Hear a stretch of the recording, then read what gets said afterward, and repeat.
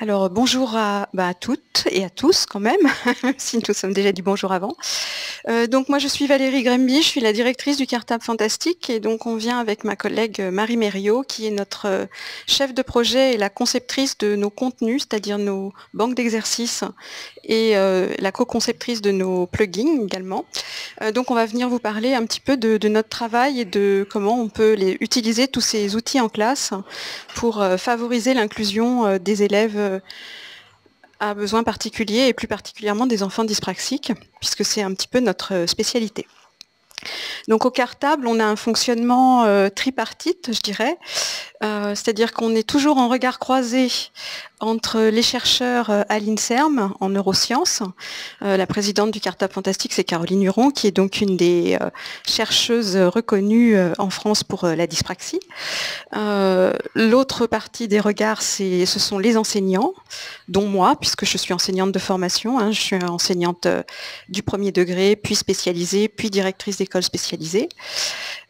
Et puis les enseignants qui sont sur le terrain et aussi les élèves qui nous font des retours, soit via les consultations qu'ils peuvent avoir à l'INSERM, soit via leurs ergothérapeutes ou même leurs enseignants ou leurs parents. Et quand ils grandissent, ils nous font leur retour directement parce que maintenant il y a des enfants qu'on suit depuis au moins 10 ans et qui sont sinon au bac, parfois même en études supérieures. Voilà. Donc le credo du Cartable, c'est qu'on peut être un enfant en situation de handicap et un élève compétent. Donc ça nécessite qu'on soit dans une pensée et dans une société inclusive. Donc, qu'est-ce que c'est que la société inclusive ? Je vais commencer un petit peu fort. C'est une volonté politique. C'est une volonté politique de tous, depuis le sommet de l'État jusqu'à tous les citoyens, en passant bien entendu par cette force citoyenne qu'est l'école. Et donc, une société inclusive, c'est une société qui va changer l'environnement, mais qui ne va pas changer les individus. Donc Sharon Vaughn, qui est une chercheuse aux États-Unis que j'ai eu la chance de rencontrer, dit toujours change the environment, not the child. Et ça s'adresse directement aux enseignants et à tous les professionnels de l'éducation. Ça s'adresse aussi aux familles, d'ailleurs. C'est-à-dire que c'est l'environnement qui va engendrer la situation de handicap. Et donc, pour que cette situation de handicap ne soit plus pénalisante, eh bien, il va falloir changer les conditions d'accès à l'environnement de l'enfant. Et ça veut dire que on a en France donc liberté, égalité, fraternité. Donc, on est très attaché au principe d'égalité.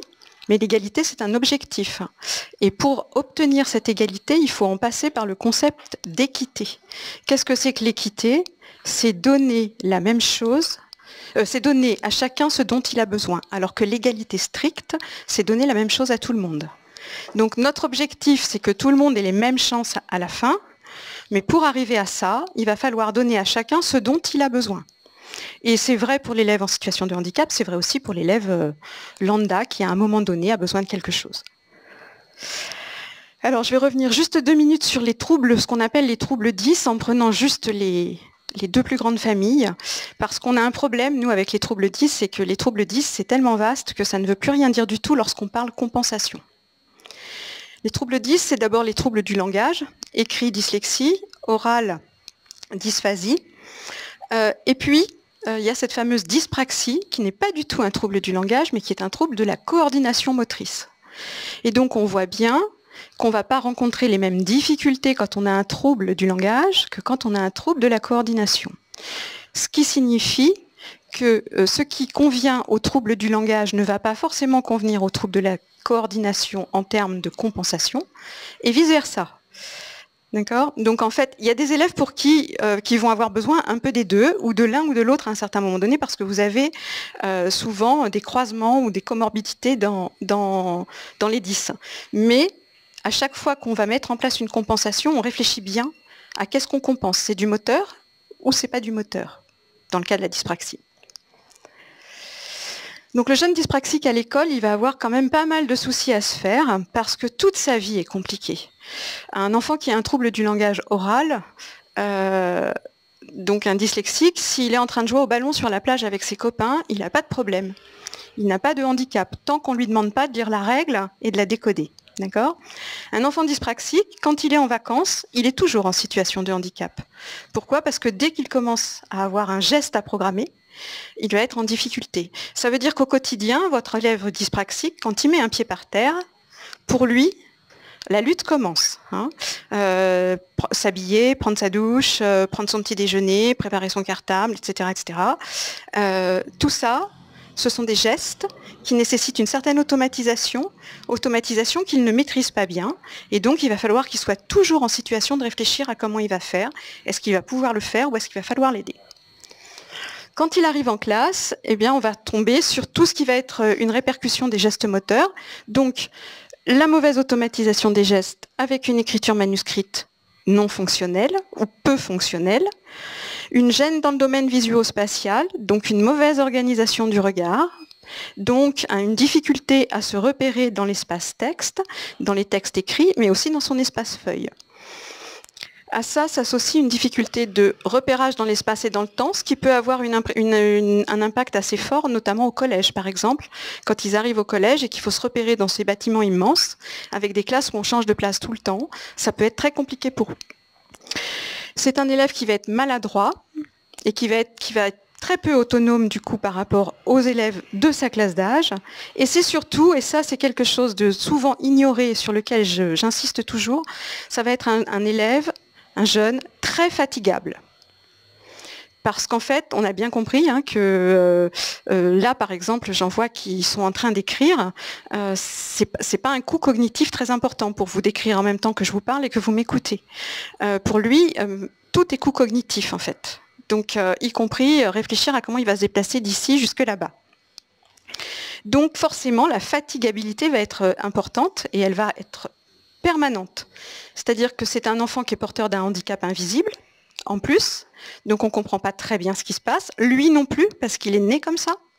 Donc il ne comprend pas très bien ce qui lui arrive. Pourquoi les autres y arrivent et pas moi ? Qu'est-ce que j'ai de moins ? Qu'est-ce que je ne fais pas bien ? Qu'est-ce qui ne va pas ? Et donc, il ne va pas pouvoir faire comme les autres, alors que ses capacités cognitives sont les mêmes. Quand il va s'exprimer à l'oral, pour le coup, puisque lui, il n'a pas de trouble de type dysphasique, quand il va s'exprimer à l'oral, il va être tout à fait performant. Quand il va passer à l'écrit, systématiquement, ça va être chuté. Ce qui veut dire que dès le début, il va falloir différencier très très vite. Quand on dit différencier très vite, pourquoi est-ce que j'insiste là-dessus ? C'est parce qu'on pense toujours handicap, diagnostic, compensation. Sauf que le temps qu'on passe de peut-être il y a quelque chose qui ne va pas à un diagnostic et enfin une compensation, le temps scolaire a filé. Quand le temps scolaire a filé, il ne se représente pas.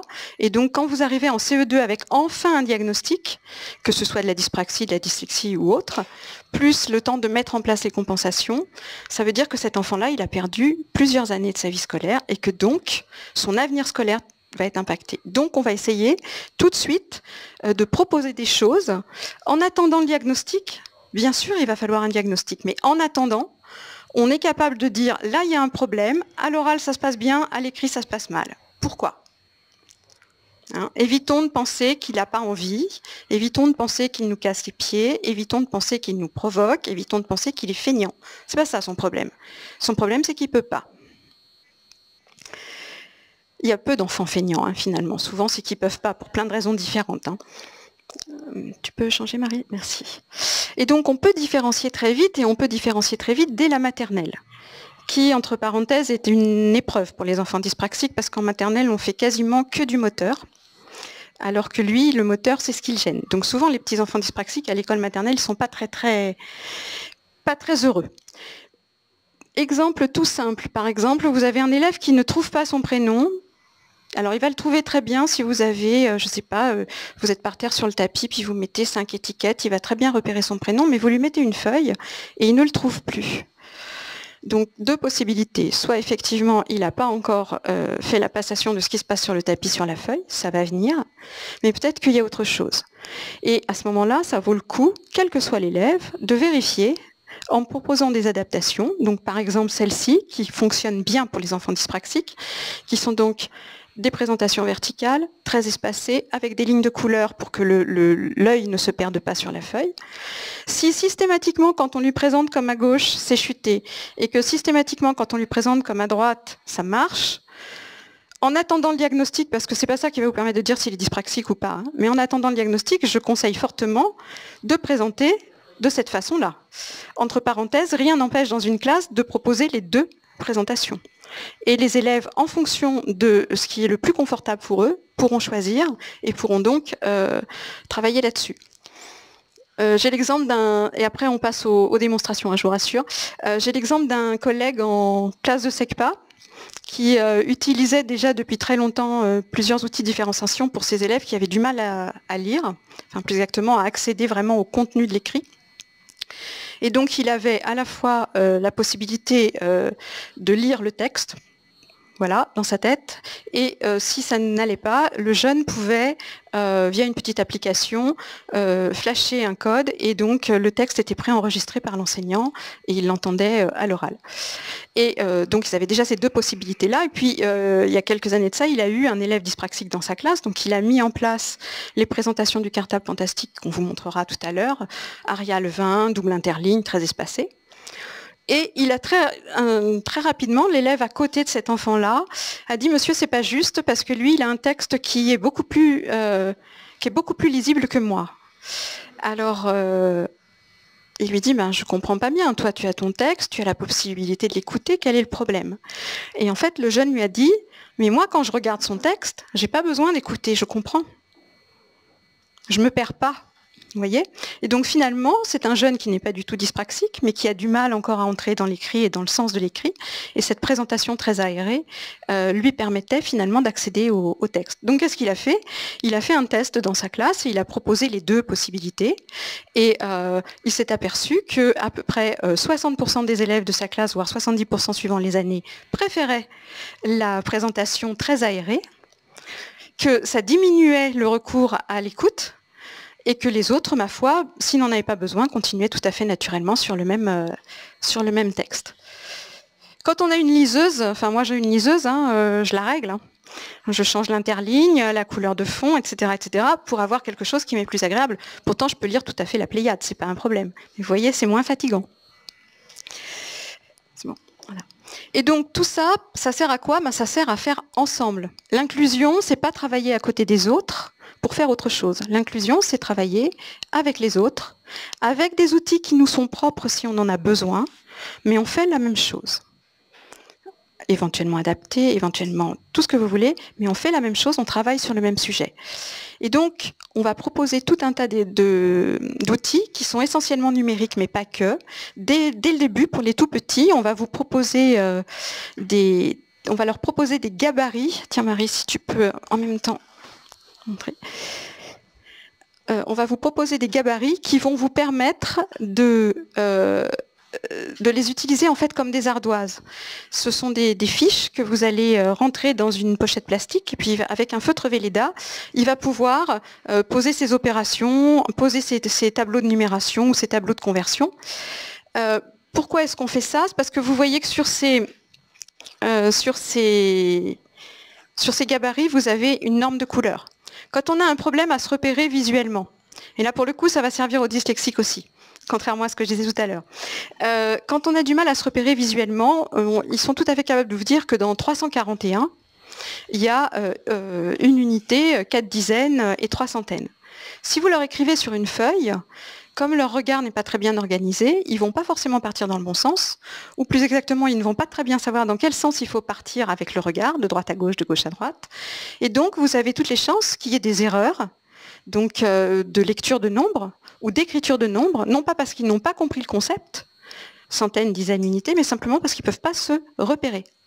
Quand on leur met ça, il n'y a plus de problème de repérage et donc ils peuvent poser leurs opérations et les calculer. Accessoirement, les enseignants peuvent vérifier qu'il a bien compris comment ça se pose et qu'il a bien compris comment ça se calcule. Et là, on est sûr que c'est une erreur, s'il se trompe, qui est due à une erreur de compréhension et pas à une erreur de non-adaptation de l'environnement. Vas-y. Et donc pour ça, les outils numériques sont un atout précieux, hein, donc on va s'en servir. Nous, on va proposer de s'en servir même plutôt beaucoup. mais pas n'importe quels outils numériques, c'est-à-dire des outils numériques qui vont être adaptés. Avoir un ordinateur, ça ne sert à rien si ce que vous mettez dedans n'est pas adapté aux besoins de l'élève à qui vous adressez cet ordinateur. C'est-à-dire que ça ne suffit pas de lui donner un ordinateur et un traitement de texte, ça ne suffit pas de lui donner un manuel numérique pour considérer qu'on a fait de l'adaptation scolaire. D'accord ? On a donné un premier outil, mais on ne lui a pas donné la possibilité de l'utiliser. Hein. On se retrouve un petit peu dans la position d'un enfant avec un important trouble moteur type IMC, ne pouvant pas beaucoup bouger les bras, par exemple, ni les jambes. Vous lui donnez un fauteuil qui n'est pas électrique, il n'a aucune autonomie. Si vous ne le poussez pas, il ne peut pas se servir de son fauteuil. Si vous lui donnez un fauteuil électrique, avec le peu d'autonomie qu'il a, il va pouvoir se mouvoir seul. Là, c'est pareil. Si vous lui donnez un ordinateur, mais que vous ne mettez rien dedans d'adapté à ses besoins, vous allez toujours être obligé d'être à côté de lui, et on va très vite penser que l'ordinateur ne sert à rien. Sauf que l'ordinateur n'est qu'un outil, l'important, c'est ce qu'il y a dedans. Voilà. Et donc, c'est ce qu'on va commencer à vous montrer. Donc là, je vais passer la parole à Marie. La première chose qu'on propose, c'est une banque d'exercices qui a été réalisée avec le concours du ministère de l'Éducation nationale. Et donc, cette banque d'exercices, elle va permettre elle a été conçue, d'abord en numérique, pour correspondre aux besoins des enfants dyspraxiques, et Marie va vous en parler en vous montrant comment ça marche. Et quand on a fait ça, ensuite, on a fait les fiches qui vont pour les enfants de la classe, pour que tous puissent faire la même chose en même temps. D'accord ? Donc, la forme de l'exercice change, mais pas le fond. Les exigences restent les mêmes, et les compétences de l'élève auxquelles on fait appel sont les mêmes aussi. C'est bon ? Oui, alors je voulais juste faire un point sur les kits. Si vous êtes intéressé pour repartir avec un kit, donc on en a de deux sortes, des kits pour les cycles 2 et des kits pour les cycles 3. Nous avons pris un petit stock. Voilà. Par contre, on vous demande juste de nous fournir une adresse mail pour vous envoyer un questionnaire à la fin de l'année scolaire pour avoir un retour en fait de l'utilisation de ce kit avec vos élèves dyspraxiques. C'est important sur deux points, les retours. Un, parce que nous, ça nous permet d'améliorer nos outils en fonction des retours qu'on nous fait. Et deux, parce que comme on donne tout, qu'on ne vend rien, on ne vit que de subventions. Et pour avoir des subventions, il faut avoir des retours aussi, des retours quantitatifs et qualitatifs des utilisateurs. Donc ça nous sert aussi à ça. Voilà. Donc, je vais vous présenter les fantastiques exercices, qui sont donc une banque d'exercices numérique, comme l'a expliqué Valérie, donc en français et en mathématiques, qui est destinée aux élèves de cycle 2 et de cycle 3. Ce sont des exercices que l'élève va faire directement sur son ordinateur, qui sont adaptés aux troubles moteurs et visio-spatiaux des élèves dyspraxiques. Donc, majoritairement, ce sont des exercices qu'ils peuvent effectuer à l'aide du clic gauche de la souris. Donc essentiellement pour les exercices de cycle 2. Et ensuite, nous avons intégré progressivement des exercices où on demande de la frappe au clavier. Fin cycle 2 et pour le cycle 3. D'abord, une frappe au clavier sur une lettre, un mot, une phrase, progressivement tout un texte. En fait, on veut amener l'élève à être de plus en plus autonome dans l'apprentissage du clavier pour son entrée en 6e. Ces exercices numériques, nous les proposons également en version papier pour le reste de la classe. Version papier où l'écriture garde toute son importance. Donc l'objectif, c'est d'avoir une banque d'exercices qui peut être utilisée par tous les élèves d'une même classe, mais adaptée en fonction des besoins. Numérique pour les enfants dyspraxiques et papier pour le reste de la classe. Vous avez à chaque fois la même consigne, le même attendu pédagogique et forcément la même correction. Alors, ces exercices, ils sont gratuits. Vous les trouvez sur notre site, dans la rubrique leçons et exercices. Donc voilà la page. Ensuite, les exercices sont répartis par classe d'âge. Donc pour les fantastiques exercices, ça concerne le cycle 2, cycle 3. Vous choisissez la matière, français ou mathématiques. Vous accédez à une rubrique Fantastique exercices et là, les exercices sont répartis par bloc d'apprentissage. Donc pour le français, grammaire, conjugaison, orthographe et vocabulaire. Et pour les mathématiques, numération, calcul, grandeur et mesure et résoudre des problèmes. Donc par exemple ici, alors je suis en cycle 3 en français. J'ai pris le bloc d'apprentissage conjugaison. Vous avez toutes les notions que vous pouvez étudier avec votre élève. Donc en fait, on a fait en sorte que l'enseignant retrouve facilement la notion qu'il veut travailler avec son élève. Il peut utiliser notre banque d'exercices pour couvrir toute son année scolaire ou seulement utiliser un bloc d'apprentissage ou prendre quelques exercices ponctuellement. Donc ici, en conjugaison, j'ai ouvert la page sur le futur, plus particulièrement les verbes du premier groupe. Et donc, ça se présente à chaque fois de la même façon. Ici, vous avez 13 exercices numériques que vous pouvez faire directement sur notre site en cliquant sur les liens en ligne. L'exercice va donc s'ouvrir sur votre navigateur Internet. Vous pouvez également ouvrir ces exercices à partir d'un index numérique. Donc, c'est une autre présentation qui peut être plus agréable pour l'élève. Vous remarquez qu'il y a différentes couleurs parce que nous avons créé des niveaux de difficulté. Le niveau 1 pour acquérir la compétence est en vert, le niveau 2 en orange pour consolider la notion et le niveau 3, ce sont des exercices donc en rouge pour aller vers la 6e. Les petites étoiles, c'est quand les exercices ont de la frappe au clavier. Une étoile, c'est un exercice qui demande à l'élève entre 1 ou 5 mots à taper au clavier, 2 étoiles, 5 à 10 mots, 3 étoiles, 10 à 15 mots, etc. Comme ça, vous savez tout de suite quel type d'exercice vous allez trouver. Alors, vous pouvez également télécharger les fiches pour la classe, donc en PDF ou en Word. En Word, parce que vous pouvez modifier l'exercice. Si vous utilisez un autre vocabulaire ou une thématique, vous travaillez sur une thématique en classe et vous voulez modifier l'exercice que vous trouvez quand même intéressant en version numérique, vous téléchargez le fichier Word, vous pouvez le modifier et ensuite je vous expliquerai à la fin de la présentation comment modifier l'exercice numérique. Vous avez un guide de l'enseignant qui vous explique un peu tous les types d'exercices numériques que vous allez trouver dans votre bloc d'apprentissage et des indications sur lesquelles rester vigilant. Quand vous n'avez pas de connexion Internet, vous pouvez télécharger un dossier qui va contenir l'ensemble des exercices numériques, les fiches pour la classe et le guide de l'enseignant. Ça vous permet de travailler en classe quand vous n'avez pas de connexion Internet. Vous pouvez ouvrir les exercices directement sur le navigateur qui est installé sur votre ordinateur.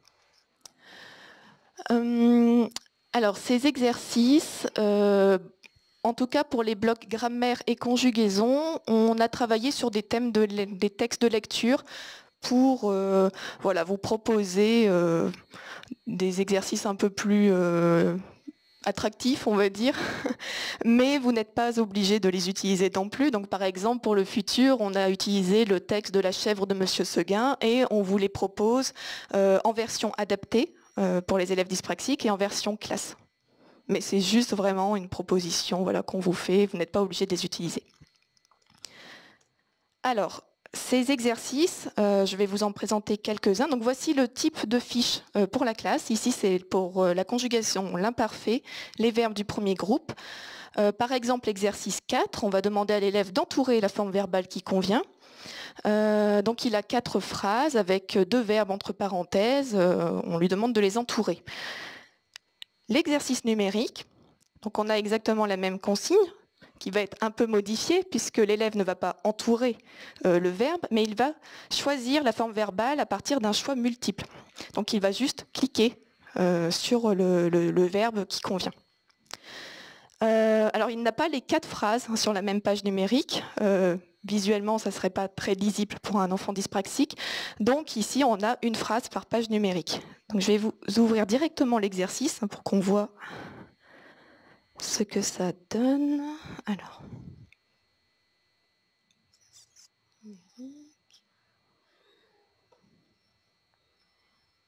Donc ce sont en général des exercices de choix multiples, d'étiquettes à déplacer, de mots à colorier. On a de la frappe au clavier. Bon, c'était cet exercice, voilà. l'élève va donc juste cliquer sur la réponse qui va s'afficher. Il peut se tromper. Il peut ensuite aller sur la deuxième page, troisième page. Voilà. Il continue à faire son exercice et à la fin, il peut soit effacer ses réponses, revenir au début, quitter l'exercice ou l'imprimer. Alors l'imprimer pour le coller sur un cahier, mais nous on préconise quand même de le télécharger pour utiliser un cahier OneNote, pour rester vraiment dans le numérique. L'application OneNote. Alors, d'autres types d'exercices. Donc, mots à colorier. Pareil, on a la consigne qui reste fixe sur toutes les pages numériques. Là, on demande à l'élève de colorier en rouge les déterminants possessifs et en vert les déterminants démonstratifs. Un clic colorie en rouge, un second clic en vert, un troisième clic annule la couleur. Tous les mots sont cliquables. On ne propose pas de correction automatique. On considère que la correction peut être faite en classe avec l'enseignant. Donc l'élève peut se tromper. Voilà. Pareillement, voilà, on a plusieurs pages numériques et à chaque fois, tous les mots sont cliquables. Juste, si vous avez une question, j'ai oublié de vous le dire, vous nous la posez. Hein, même en cours de route, il n'y a pas de problème, on répond en même temps. Un autre exemple de mots d'étiquette à déplacer, où l'élève va sélectionner son étiquette, qui va se colorier en jaune, et il va la positionner à l'endroit où il veut qu'elle apparaisse. Donc on n'a pas le cliquer, glisser, qui est compliqué pour un élève dyspraxique. Voilà. Là, il suffit juste de cliquer, on relâche, on reclique, et l'exercice se fait. Oui, alors tant que vous, alors il y a deux possibilités, enfin même trois. Tant que vous ne videz pas le cache de votre de votre navigateur, donc vous pouvez les utiliser hors connexion, il n'y a pas de problème. Mais quand vous allez utiliser votre exercice, ça s'ouvre dans la page de votre navigateur. Préférentiellement Mozilla Firefox, parce que ça a été fait pour au départ. C'était optimisé pour ça. Et donc tant que vous ne videz pas le cache, vous gardez les résultats. C'est-à-dire que si vous recliquez dans votre index sur votre exercice, vous allez voir les résultats. Après, vous pouvez également choisir de les inclure dans un classeur OneNote. C'est-à-dire que OneNote est un classeur d'Office qui, en fait, agit comme une imprimante. C'est-à-dire que si vous le paramétrez en imprimante par défaut OneNote, vous allez avoir, quand l'élève va cliquer sur imprimer à la fin de son exercice, ça va lui ouvrir OneNote et ça va lui demander où est-ce qu'il veut le mettre, comme nous quand on enregistre dans un dossier. Et puis pour les plus petits, parce que c'est pas toujours aussi simple que ça OneNote pour les petits, on a fait une petite application dont on n'aura probablement pas le temps de vous parler parce qu'on n'aura pas le temps de tout parler, mais vous pouvez en fait juste avant de donner à l'élève, vous mettez les exercices du jour dans l'application et l'élève fait ses exercices et à la fin de son exercice, on lui demande s'il veut le ranger dans son cahier.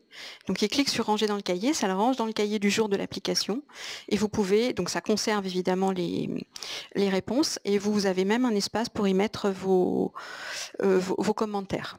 Voilà. Et si vous voulez qu'il garde une correction s'il s'est trompé, soit vous lui laissez les erreurs et vous mettez en commentaire, soit vous recorrigez avec lui et à ce moment-là, ça gardera votre correction pour qu'il ait un exercice résolu. Donc en mathématiques, on retrouve le même type d'exercice de choix multiples, d'étiquettes à déplacer. Voilà. Donc là, la police est un peu petite, mais vous pouvez agrandir bien sûr le... Je sais pas.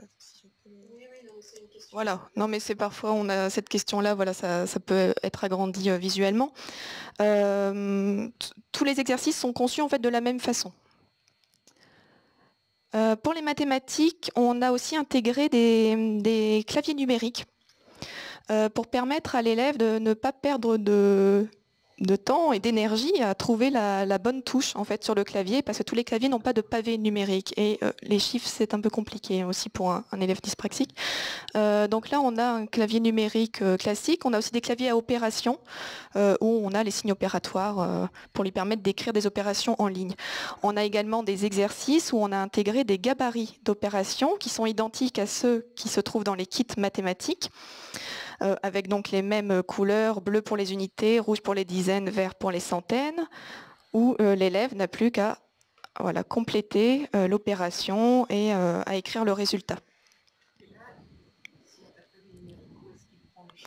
Alors, en fait, ça va dépendre de l'âge de l'enfant. Quand ils sont jeunes ou quand ils vont avoir pas mal de choses à taper, on va leur proposer souvent le clavier à l'écran pour éviter d'une part de rechercher sur le clavier et d'autre part pour éviter aussi de changer de plan sans arrêt. C'est compliqué pour eux. Mais il faut quand même qu'ils deviennent un peu autonomes pour le collège. Donc on va aussi à certains moments leur proposer d'utiliser vraiment le clavier de leur ordinateur de façon à ce qu'ils puissent s'habituer aux deux. Pourquoi on fait ça particulièrement là-dessus? C'est parce que ça, ensuite, vous allez voir que c'est aussi intégré à nos logiciels qui se mettent dans les traitements de texte. Et donc, l'élève a ce type de choses dans son traitement de texte, Word ou LibreOffice, et donc il peut poser ses opérations lui-même. Donc, c'est important qu'il puisse utiliser ça dès le début avec son clavier. Voilà, ça c'était la question clavier, pas clavier, clavier numérique ou pas clavier numérique. Alors ces exercices numériques, vous pouvez les modifier.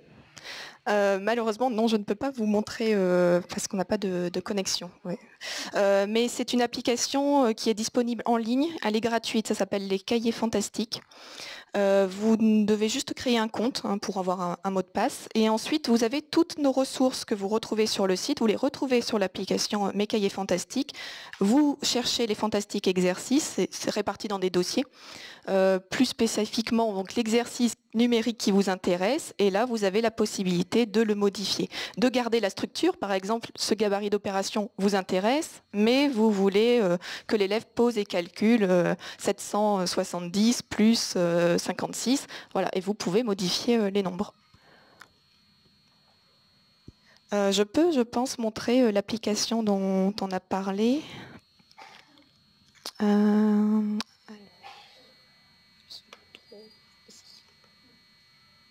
Voilà, c'est une application donc, qui s'installe sur le bureau de l'ordinateur. Vous créez un compte également pour l'élève. Vous avez une rubrique Mes exercices où vous pouvez télécharger donc, les fantastiques exercices.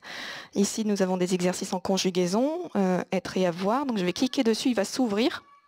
Donc là, c'était un exercice où on préconise la dictée à l'adulte, parce que ça doit être un exercice de cycle 2. Donc la frappe au clavier en cycle 2, voilà, c'est un peu... C'est-à-dire qu'il y a quelques exercices pour lesquels, si on ne demande pas à l'adulte de venir écrire pour l'enfant, on va perdre de la compétence. Donc là, on voit bien qu'il a tellement faim, première personne du singulier, il va falloir qu'il réécrive sa phrase en modifiant les choses. Donc pour éviter qu'il y ait de la frappe au clavier pour l'élève, la frappe au clavier, j'en ai pas parlé tout à l'heure, mais on va en reparler. J'en dis deux mots tout de suite. Pourquoi est-ce qu'on les fait frapper au clavier? Parce que l'écriture manuscrite d'un élève dyspraxique n'est jamais efficiente, quel que soit son âge. Vous pouvez le faire travailler pendant des heures, et il faut qu'il apprenne à écrire, bien entendu, mais de toute façon, quoi qu'on fasse, alors bien sûr, il va faire des progrès.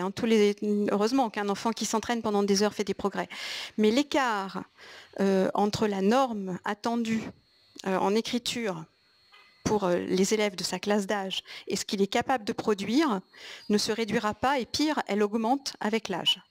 C'est-à-dire que l'écart à la norme de ce qu'est capable de produire correctement un collégien en écriture manuscrite est plus importante que l'écart à la norme d'un élève de CP.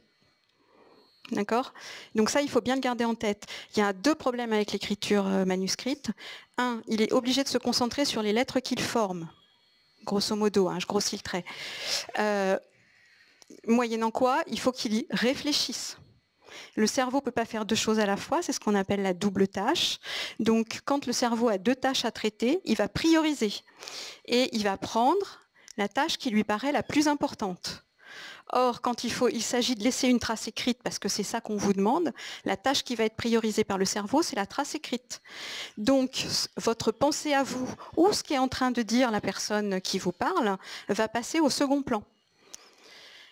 Moyennant quoi, il va peut-être écrire, mais il va moins bien réfléchir.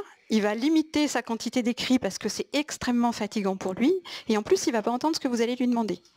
Là, j'ai pas trop le temps, mais souvent, quand j'interviens, je propose aux gens de changer de main pour écrire. Et puis je demande aussi aux gens qui, comme moi, portent des lunettes, de les retirer. Et ensuite, je vous fais une dictée sans répéter ce que je dis avec des mots un peu tordus.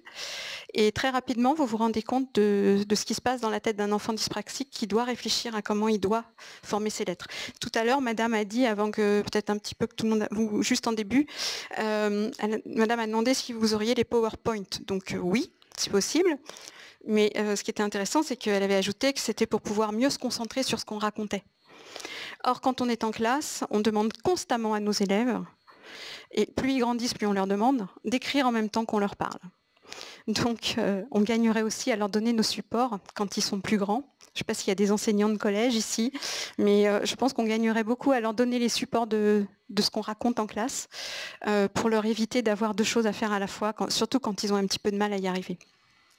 Mais donc, pourquoi on les fait passer à la frappe au clavier? Parce que la frappe au clavier est beaucoup moins coûteuse en termes d'énergie et de concentration que l'écriture manuscrite. L'écriture manuscrite, c'est un des gestes les plus difficiles à faire au monde. Et la frappe au clavier, par contre, reste quand même de l'automatisation et de la recherche de gestes. Donc, toujours penser que quand on a un élève dyspraxique dans la classe, c'est pas parce qu'on lui donne un clavier que c'est bon, il va pouvoir avoir la même quantité d'écrits que les autres. Non. Il faut lui réduire sa quantité d'écrits, même à la frappe au clavier, parce que c'est du geste, et donc ça le fatigue. D'où notre demande, quand il y a beaucoup de frappes, ou quand c'est un petit peu texte long, quand ils sont petits, d'avoir l'intervention d'un adulte, et l'enfant va lui dicter et l'adulte va écrire pour lui. Très rapidement, on va leur apprendre les copier-coller aussi, hein, pour leur gagner du temps. Et quand ils grandissent, ça va leur gagner beaucoup de temps. Alors pour revenir sur l'application, donc l'élève fait son exercice et il va ensuite le ranger dans un cahier du jour. Voilà. Je range dans mon cahier qu'il va retrouver en allant dans l'accueil. Voilà, mon cahier. Et là, l'exercice 2.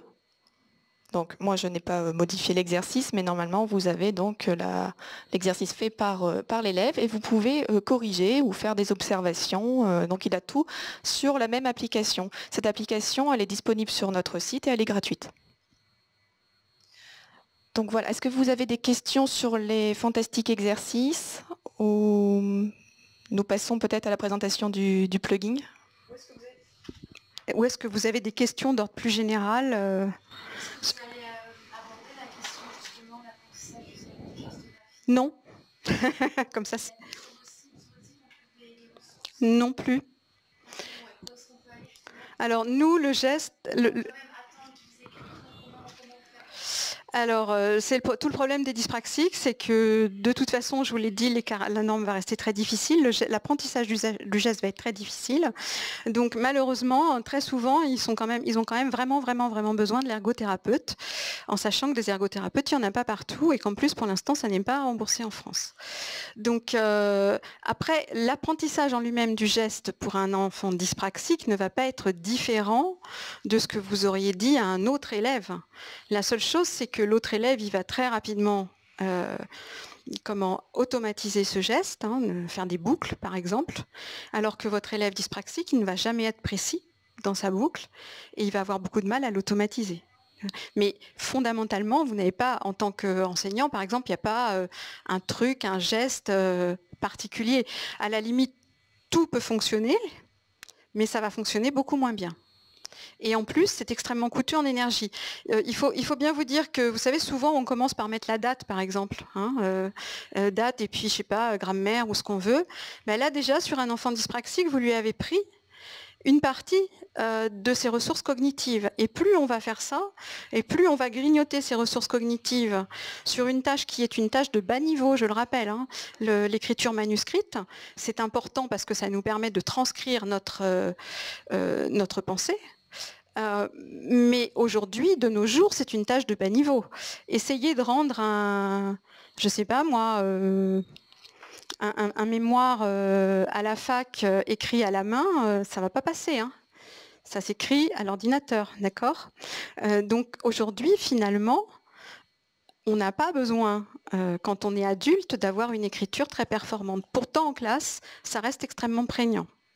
Alors qu'en fait, ça ne sert qu'à évaluer en fait les compétences de l'enfant. L'écriture en elle-même, c'est l'apprentissage d'un outil. Hein. De la même façon, et là je vais être hyper provocante, mais c'est pas grave, je suis enseignante donc je peux le faire. De la même façon que la lecture, c'est pareil. Hein. Quand on commence à vouloir faire par exemple de la littérature, que ce soit l'élève qui le lise lui-même ce texte ou que ce soit quelqu'un qui le lui lise, ce qui nous intéresse, c'est qu'il accède au sens du texte. Et cette lecture, ce déchiffrage de lecture, c'est une tâche de bas niveau, encore une fois.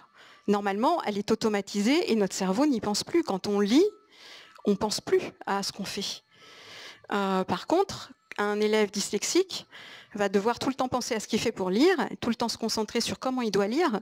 Et donc là, vous voyez bien que la part attentionnelle qu'il va pouvoir mettre dans ce qu'on lui demande en réalité, c'est-à-dire comprendre le texte et nous restituer sa compréhension de texte, cette part d'attention, elle va être complètement diluée dans cette difficulté qu'il y a à lire. Pour l'écriture, c'est la même chose. Donc moins on les fait écrire, mieux c'est. La plus mauvaise façon de faire apprendre un enfant dyspraxique ou la plus mauvaise façon de l'évaluer, c'est de le faire écrire. Et là, en général, tout le monde me regarde en disant « Bouh, comment c'est l'horreur !» Mais c'est la réalité. D'accord ? Donc, voilà. Si à l'oral, ça fonctionne et qu'on peut le faire à l'oral de temps en temps, tant mieux. Si on peut le faire avec un clavier, très bien. C'est pour ça que dès le début, nous, on milite pour qu'il soit très tôt sur l'ordinateur. C'est pour ça qu'encore une fois, on s'est battu pour avoir une banque d'exercices qui fonctionne pour les tout petits dès les CE1, justement avec des exercices à cliquer ou des étiquettes à déplacer ou des choix multiples, de façon à laisser le temps aux ergothérapeutes d'apprendre l'apprentissage du clavier, parce que c'est un apprentissage aussi, aux élèves en parallèle, etc., etc. Donc on a vraiment essayé d'allier à la fois le besoin immédiat de compensation pour l'élève au besoin de prise en charge en fait de rééducation de l'enfant. Est-ce que j'ai répondu à peu près à votre question? Sauf que du coup, je vous dis qu'il n'y a pas tellement de solutions. En fait, tous les enfants doivent apprendre à écrire. Hein. Je suis bien d'accord, c'est pas moi qui vais vous dire le contraire, mais ça va être notre regard d'enseignant et le regard des gens autour qui vont faire la différence. C'est important qu'ils sachent écrire parce que quand on n'a qu'un seul mot à écrire, c'est pas la peine d'aller sortir l'ordinateur, il faut être raisonnable. Tout est une question de quantité d'écrits. Par contre, quand on va lui apprendre à écrire, par exemple en CP ou autre, on va lui supprimer toutes les tâches qui ne servent pas à grand-chose. Et puis, on va peut-être lui demander d'écrire beaucoup moins que les autres. Vous savez, il y a un truc habituel, enfin moi j'ai fait aussi pas mal de CP, on passe dans les rangs, on les regarde, on les encourage, on leur dit t'as vu là au début c'est super bien, bon à la fin quand même t'aurais pu continuer à t'appliquer un peu, alors refais un petit peu plus d'efforts puis tu vas y arriver. C'est certainement vrai pour 80% des élèves, mais pour les 20% qui ont un vrai trouble ou une difficulté majeure pour écrire ou un trouble du geste, c'est pas vrai du tout. Donc lui en fait il a fait tous les efforts du monde. Et nous, qu'est-ce qu'on lui renvoie? C'est qu'il aurait pu en faire plus. Et quand il va rentrer à la maison le soir, ses parents vont regarder son cahier et vont lui dire « Oh, bah, c'est super ton premier mot. Mais quand même, tu aurais pu... » Voilà, tu vois, en faisant un petit peu plus d'efforts, tu vas pouvoir continuer. Mais en fait, non. Quand ils ont écrit un mot, pour certains, c'est comme nous, enfin, tout au moins comme moi. Si j'essaye de courir 20 km, à la fin, c'est bon. Hein, c'est le canapé et puis le verre d'eau et éventuellement la série à la télé, mais je pense plus. Vous voyez? Et ben lui, ça va être pareil quand il va devoir produire une quantité d'écrits importante. Et ça, il faut vraiment qu'on le garde en tête, parce que tous ces handicaps, toutes ces difficultés invisibles, c'est des choses qui font qu'en fait, nous, on a du mal à les concevoir. Mais même nous, des fois, hein, quand on travaille, on est obligé d'envoyer les trucs aux jeunes... Enfin, aux 15, 16, 17, 18 ans, et on leur dit, mais nous, on a pensé à ça, ça nous paraît vraiment super bien. Qu'est-ce que t'en penses? Et eux, ils nous pointent un truc en disant, ben non, là, ça va pas, ça nous gêne pour telle et telle raison, donc il faut modifier les choses. C'est quelque chose qu'on ne... Quand un élève est en fauteuil, on sait qu'il est en fauteuil, on sait qu'il va pas se lever pour aller jouer au foot, parce que c'est l'heure de faire sport, vous voyez? Mais ces élèves pour lesquels on ne voit pas leur handicap, on ne pense pas qu'une fois qu'ils nous ont donné la réponse à l'oral, il faudrait s'en contenter, parce que le passage à l'écrit va les pénaliser. Voilà. J'avais une question. Les cahiers du jour, là, sont-ils accessibles à distance par les professeurs? Alors, les cahiers du jour sont-ils accessibles à distance? Non. Malheureusement non. On y pense, ça sera une prochaine mouture, je pense. Ça, on l'avait fait un petit peu. On a eu un petit peu de soucis pour la réaliser. On n'a pas obtenu exactement ce qui était dans notre cahier des charges, pour ne rien vous cacher. Et voilà. Donc, mais c'est quelque chose auquel on pense effectivement, et on espère pouvoir à terme reproduire quelque chose de plus performant. Après. Bon, ça va quand même assez vite de pouvoir en même temps, voilà. Mais c'est quand même un plus pour les élèves, et surtout que ça les habitue après à classer sur leur ordinateur, et du coup, quand ils sont au collège, ils vont passer sur les classeurs type OneNote. Je dis type parce qu'il y en a d'autres qui sont bien, et on prend celui qui leur va. Mais voilà, l'idée, c'est d'arrêter d'imprimer, parce que d'abord à la fin, quand ils sont petits, à la fin de l'année, ou même quand ils sont grands, ils ont 2 piles de cahiers. Ils peuvent pas se repérer dans les cahiers, donc du coup, revenir en arrière pour retrouver quelque chose, c'est difficile pour eux. Donc finalement, ce cahier et cette tonne d'impression est assez peu pratique pour eux, quoi. Ce qui n'est pas complètement clair pour moi, c'est s'il faut une connexion Internet ou si c'est téléchargeable sur ordinateur. Non, vous pouvez tout télécharger et tout utiliser hors connexion. Bah oui, parce qu'on sait très bien que dans les écoles, il y a peu de connexion d'une part, et puis ensuite, il y a aussi tous les problèmes de sécurité, etc. Donc, tout est téléchargeable et dans l'ordinateur de l'élève et dans le vôtre d'ailleurs. C'est pareil, une fois que c'est téléchargé, vous utilisez tout sans problème. Moi, j'avais une question. Moi, je suis en collège et donc il y a plusieurs ordinateurs, mais il faut que ce soit les cahiers de plastique toujours sur le même ordinateur si vous téléchargez. Ça ne peut pas être sur le réseau, ça doit être sur un ordinateur. Si, vous pouvez le faire installer sur le réseau aussi. Alors vous pouvez, alors ça dépend des collèges, il y a des collèges qui le font, des collèges où c'est juste dans la classe Ulysse où c'est installé, ça dépend vraiment des collèges. Vous pouvez tout à fait demander. En fait, ça va être une banque après accessible. Alors après, là où je suis pas sûre, il faudrait que je demande aux collèges qui l'ont fait. Est-ce qu'il faut que vous rapatriez quand même après, je pense, sur les ordinateurs de l'élève. Mais vous pouvez avoir tout en local au collège en banque de ressources. Je vais vous passer le micro. Merci, je suis privilégiée. Donc moi je suis à ESH au collège. Donc j'ai bien vu les outils que vous proposiez pour calcul, numération, problème. Est-ce que vous proposez des outils pour la géométrie également? Alors, la géométrie. La géométrie, c'est comme l'écriture, c'est super compliqué. Alors, on va se mettre bien d'accord tout de suite. Ce que je dis là, c'est un tableau général. Heureusement, ils n'ont pas tous le même profil. Chacun est différent. Il y en a qui vont arriver à faire un petit peu de géométrie. Il y en a qui vont écrire un peu mieux que les autres. Il y en a qui vont être moins perdus dans la feuille au niveau visuel. Nous, notre rôle, c'est de vous alerter sur tout ce qui peut vous arriver et tout ce sur quoi il faut que vous soyez attentifs. Après, quand on parle de compensation et d'adaptation, bien entendu, ça doit se faire avec l'élève. Ils sont tout à fait capables, même tout petits, de vous dire ce qui les aide, ce qui les gêne et ce qui sert à rien. Et donc en fait, ces adaptations, elles vont évoluer tout le temps avec l'élève. Là encore, si on reprend l'analogie du fauteuil, quand l'enfant grandit, il est de plus en plus autonome, il peut avoir un fauteuil de plus en plus perfectionné finalement et qui va répondre de plus en plus finement à ses besoins. Mais là, c'est pareil. En ce qui concerne la géométrie, ça reste extrêmement compliqué en termes d'accessibilité visuelle. Pour beaucoup. Par exemple, voir des intersections, c'est compliqué. Donc, par exemple, si vous avez des intersections de cercles, ça va être complexe. Donc, il va falloir utiliser la couleur pour mettre ça en évidence. Pour la géométrie, il y a un outil qui est bien, il faut qu'ils commencent à travailler dessus, et on travaille dessus au collège, c'est GeoGebra. Ça va leur mettre de l'accessibilité. Par rapport à tout ce qu'ils ne peuvent pas faire techniquement. La règle, le compas, le rapporteur, l'équerre, tout ça c'est hyper compliqué. Alors même s'il y a un petit grip, un petit machin comme on vous le vend, ça va en aider un petit peu, mais pas beaucoup parce que c'est pas ça qui va les aider visuellement à positionner puis à tenir tout. Donc franchement, GeoGebra c'est un logiciel important pour eux.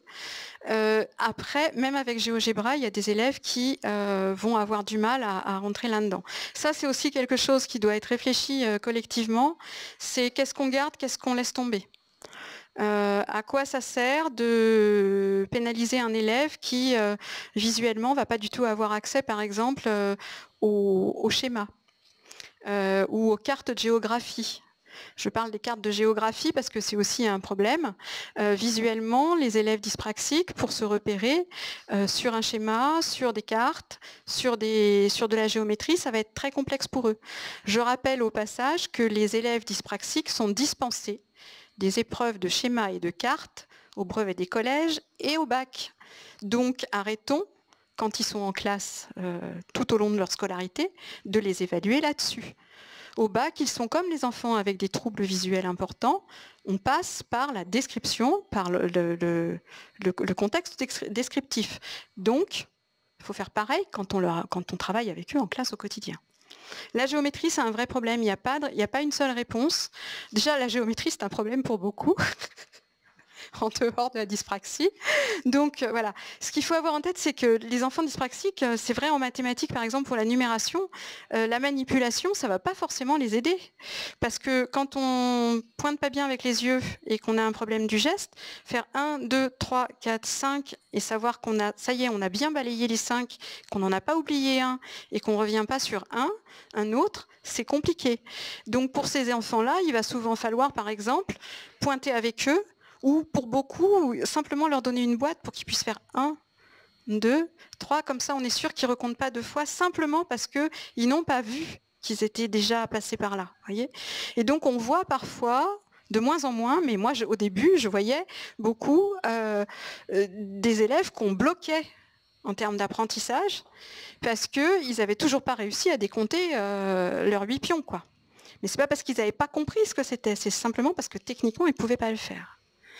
Et donc, une des trucs un peu difficiles, c'est que les élèves dyspraxiques en mathématiques, souvent, ils vont être obligés de conceptualiser beaucoup plus vite que les autres. C'est-à-dire qu'au lieu de se dire que 15 fois que 5, c'est 5 petits pions, ben pour certains, 5, c'est la suite numérique. 1, 2, 3, 4, 5. Et donc, avant 5, il y a 4, et après 5, il y a 6.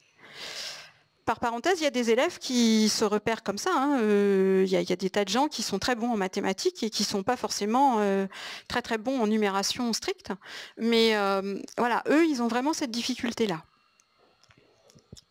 Je ne sais pas si ça répond vraiment à la géométrie, parce que c'est un vrai problème. Ça va être la même chose si vous me dites comment on fait en dessin. Je vais vous dire, en dessin, on est tolérant. Ils aiment dessiner pour certains, mais il faut effectivement se dire qu'ils ne vont pas forcément avoir les mêmes productions que les autres. Et puis il faut aussi se dire que pour d'autres, le dessin, ça va être une horreur parce qu'ils sont tout à fait capables de se rendre compte qu'ils n'arrivent pas à faire ce qu'ils voudraient faire. Et ça, pour eux, c'est très compliqué. Donc au bac, c'est comme les enfants avec des troubles visuels, en fait, il n'y a pas de... Ils sont dispensés de... Vous savez, il y a plusieurs sujets dans les épreuves, et donc tout ce qui va concerner les lectures de cartes et ce genre de schémas, ils vont en être dispensés. Alors ils vont en être dispensés, bien entendu, pas comme ça en arrivant au bac en disant je suis dyspraxique, que je sois dispensé. On est bien d'accord qu'il faut quand même qu'il y ait au minimum un PAI et si possible un PPS.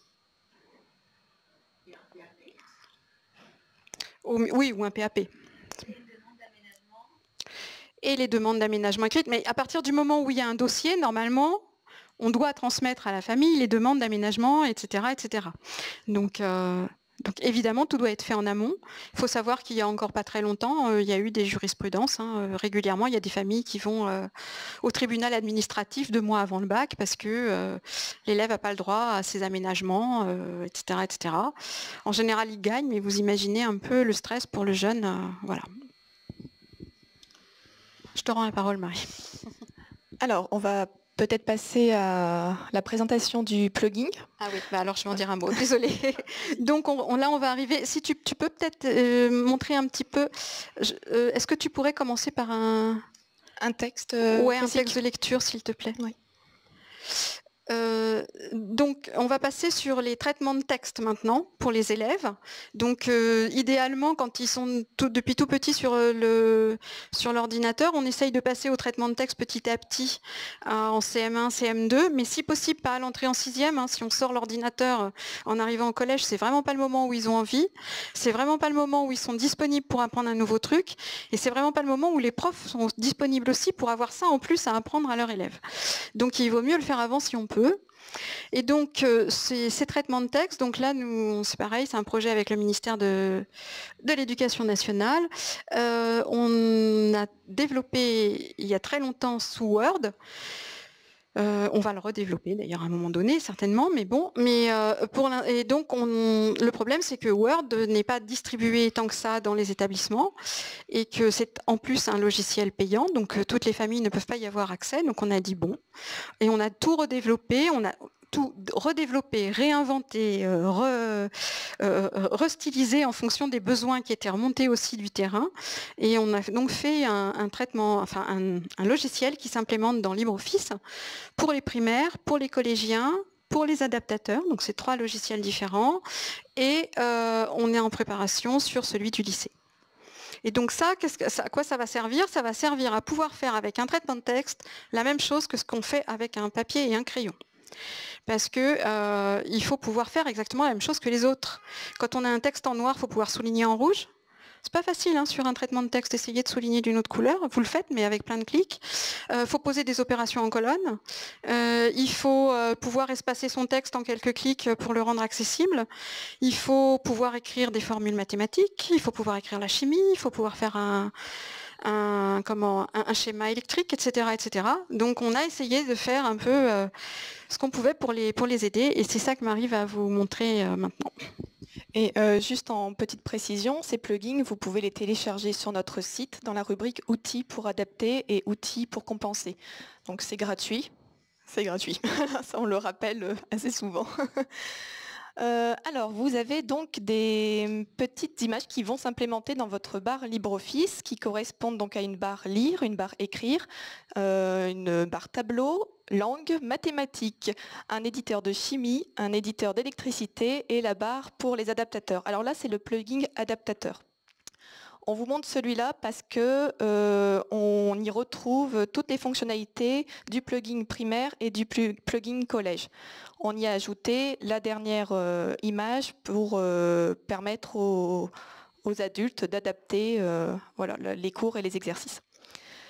Donc, si je clique sur la barre lire, vous avez donc des fonctionnalités qui vont apparaître. La première, c'est mon style qui va vous permettre, donc si vous cliquez dessus, voilà, mon texte apparaît automatiquement en Arial 20, en interligne 2. Ça, c'est par défaut, mais vous pouvez modifier ce style en allant sur le petit onglet Cartable Fantastique. Vous configurez la barre lire. Et là, vous pouvez modifier l'interligne, justifier ou non le texte, mettre un double espace, changer la police ou la taille de police. Le texte justifié, c'est une catastrophe. Ça n'aide pas les élèves, bien au contraire, et encore moins les enfants dyslexiques, parce que vous n'avez pas le même écartement des lettres et vous n'avez pas le même espacement entre les mots. Donc vous les perdez au niveau de leurs repères. Donc plutôt non justifié.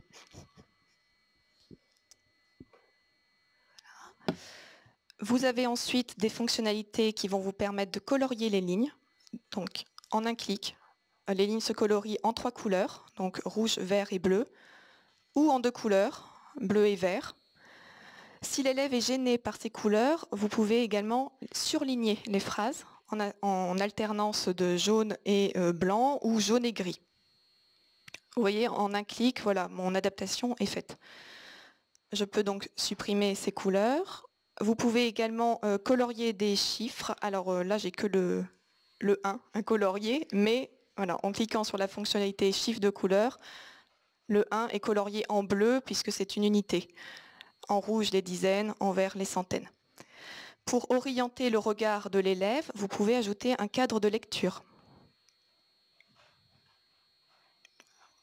Okay. Vous pouvez également le supprimer facilement. Et nous avons intégré également une lecture vocale. Lis ce texte puis souligne les sujets. Donc là, j'ai pris juste une petite phrase pour vous faire un extrait, mais si j'avais cliqué sur la lecture vocale, ça lit tout le texte d'affilée. Vous avez donc la barre écrire qui vous permet d'ajouter la date, d'ajouter des titres. Donc vous pouvez les modifier. Moi j'en ai créé quelques-uns. Voilà. Vous avez des fonctionnalités pour souligner, encadrer, colorier ou surligner les mots en 4 couleurs. Donc comme l'expliquait Valérie tout à l'heure, pour souligner un mot, parfois c'est possible sur LibreOffice, mais ça demande plusieurs clics. Alors qu'ici, on va juste sélectionner le mot, même pas poser le curseur en fait sur le mot, et voilà, cliquer sur la fonctionnalité qui nous intéresse, donc souligner en bleu. Le mot c'est souligné en bleu. Je vais pouvoir également l'encadrer. Si le cadre ne me plaît pas, je reclique sur la même image et il disparaît. Je peux bien sûr encadrer, souligner ou colorier toute une phrase. Nous avons également une fonctionnalité écho qui permet d'entendre les mots qui sont tapés en frappe au clavier. Donc, par exemple... Là, je vois. Oui, oui j'ai lu. Monsieur. Voilà.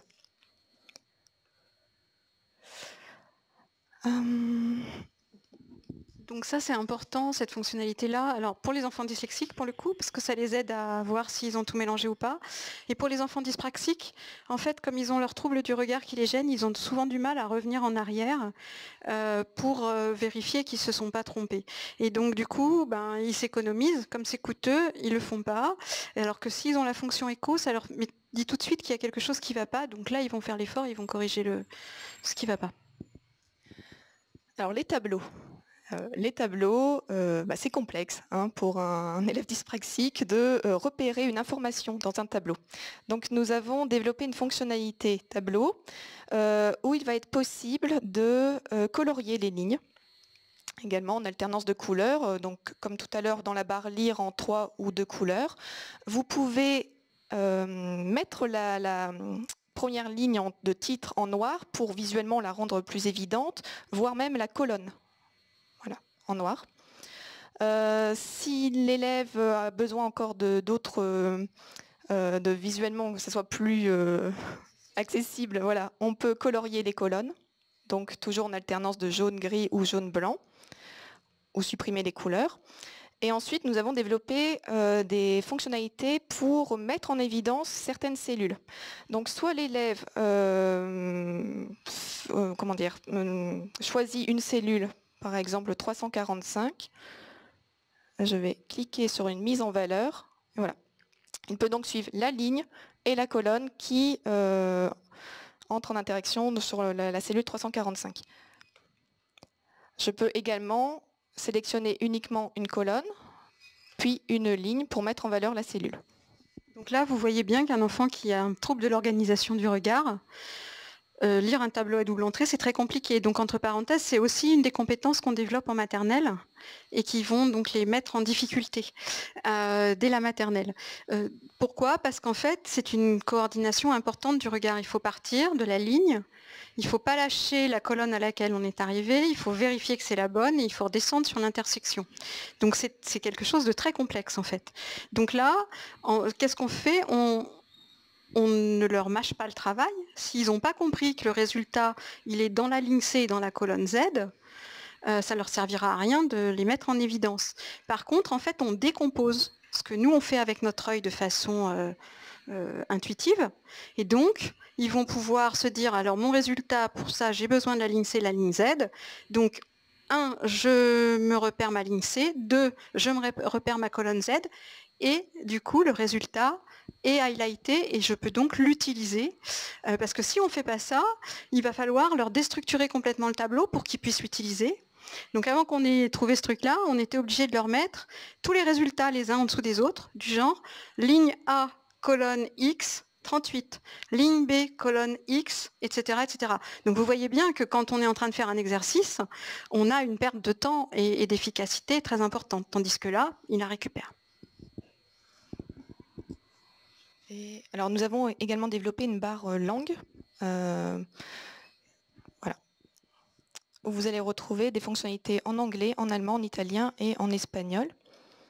Donc si je prends, voilà, pour l'allemand, vous retrouvez également les fonctionnalités d'insertion de date automatique, de titre, la fonctionnalité écho que je vous ai présentée dans la barre écrire, et aussi la lecture vocale dans la langue sélectionnée.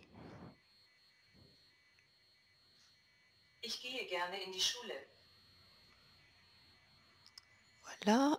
Alors pour les mathématiques, je vais te laisser prendre la parole, Valérie, comme ça je pourrais faire les manipulations en même temps. D'accord, très bien.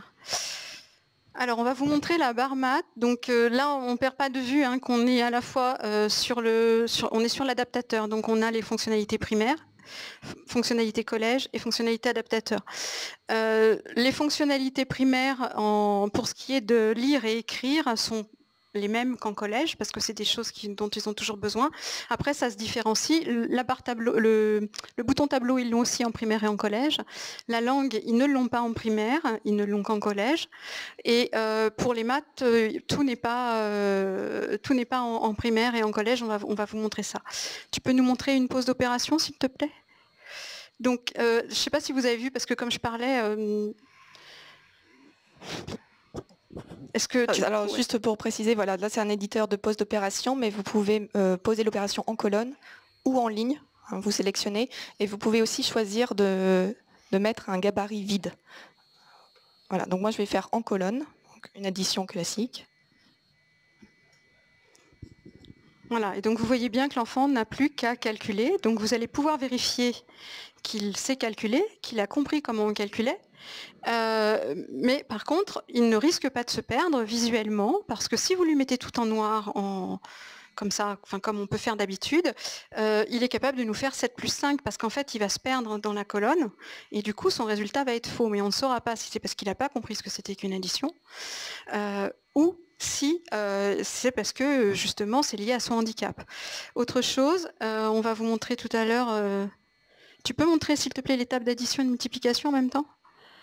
On leur a fait un petit aide-mémoire en table de multiplication et d'addition. Alors vous allez nous dire, ah oui, mais les aides-mémoires, gna gna gna. Les aides-mémoires, gna gna gna, mais ça aussi, c'est une tâche de bas niveau. Ah, c'est-à-dire que c'est pratique, ça va plus vite de savoir ces tables de multiplication. Mais si vous savez vos tables de multiplication et que vous n'avez pas compris comment vous faites une multiplication, elles ne vous servent à rien.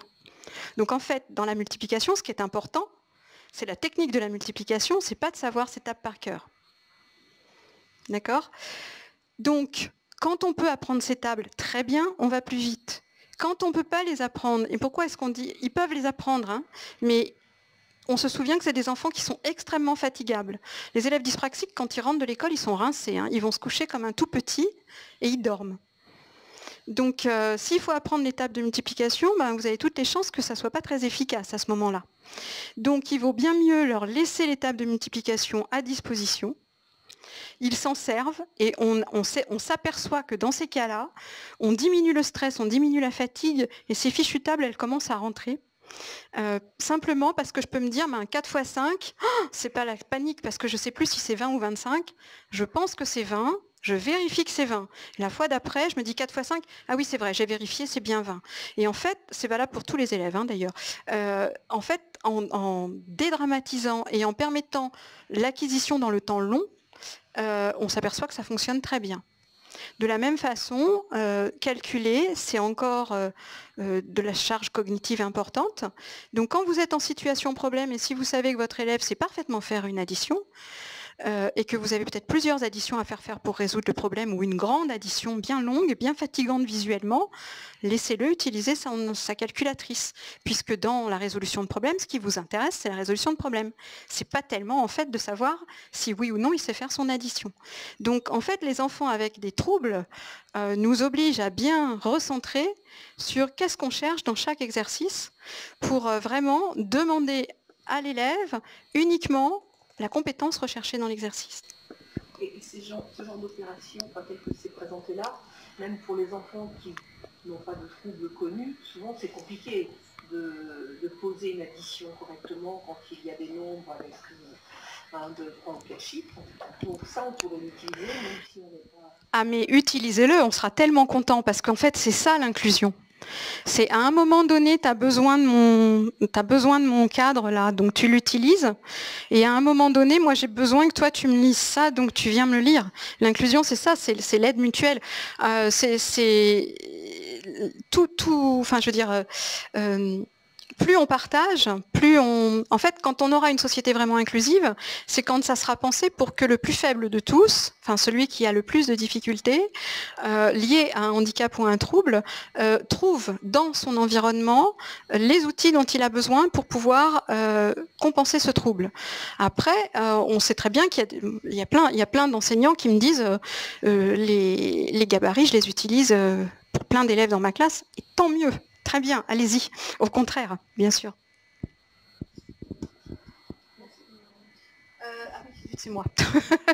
Donc, si, on va vous montrer quand même, évidemment, parce que là, il est 156 plus 87, ça préjuge que soit il ne sait pas encore comment on le pose, soit vous pensez qu'il sait déjà comment il le pose, donc il n'a pas besoin de le reposer, mais à un moment donné, il faut quand même qu'on vérifie qu'il a bien compris que les dizaines allaient sous les dizaines. Donc vous pouvez aussi, vous, lui préparer un gabarit vide qu'il aura à remplir.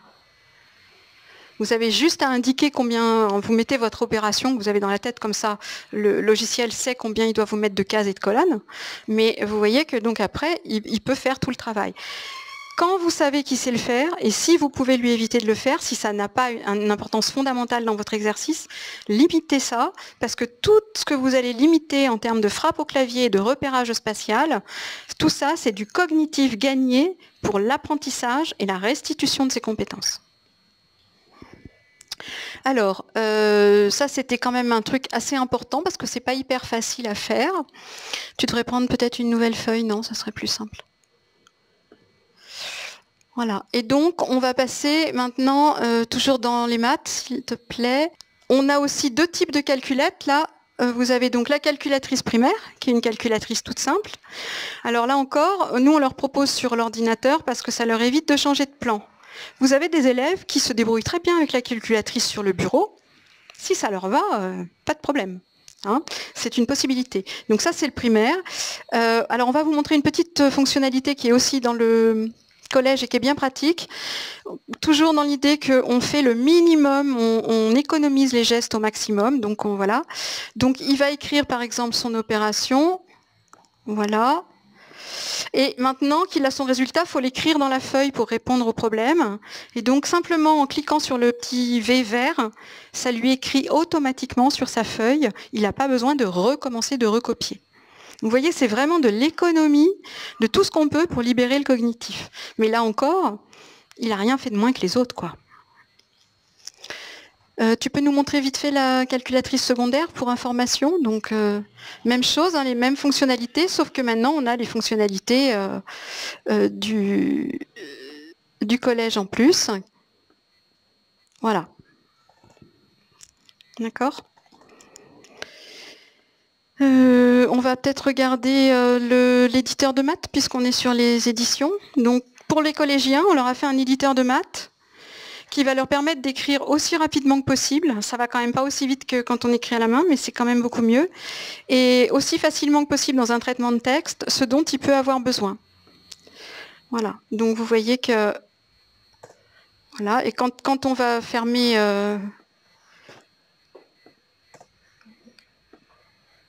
Quand vous fermez, vous avez tout décrit sur votre feuille. D'accord?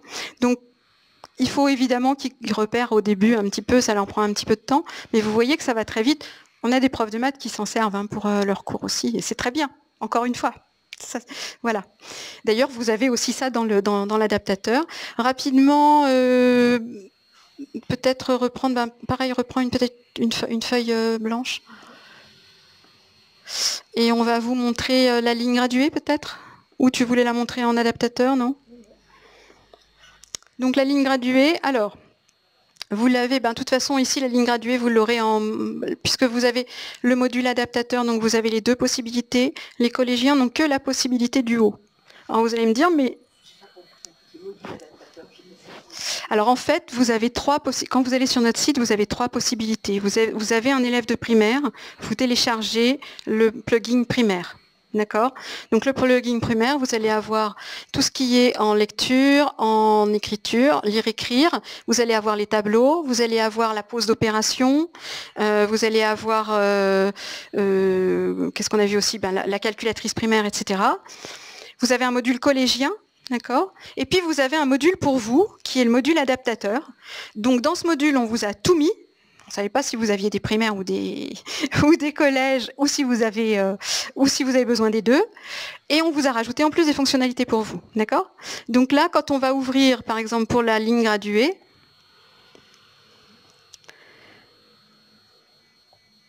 voilà, vous avez donc ce qui va vous permettre de générer votre ligne graduée. Donc les collégiens, ils vont avoir que la partie du haut. Parce qu'en fait, même en les aidant pour générer ce genre de choses, on a dit tout à l'heure qu'ils avaient des problèmes en géométrie. Donc il y a des élèves qui ne pourront pas accéder à une ligne graduée, aussi espacée soit-elle, aussi bien faite soit-elle. Donc on leur a fait un module très simple, mais pour vous, on sait que vous pouvez en avoir besoin. On a fait un deuxième module qui permet d'éditer des lignes graduées en décimales. Ce que ne peuvent pas lire les élèves dyspraxiques la plupart du temps, parce que c'est trop serré.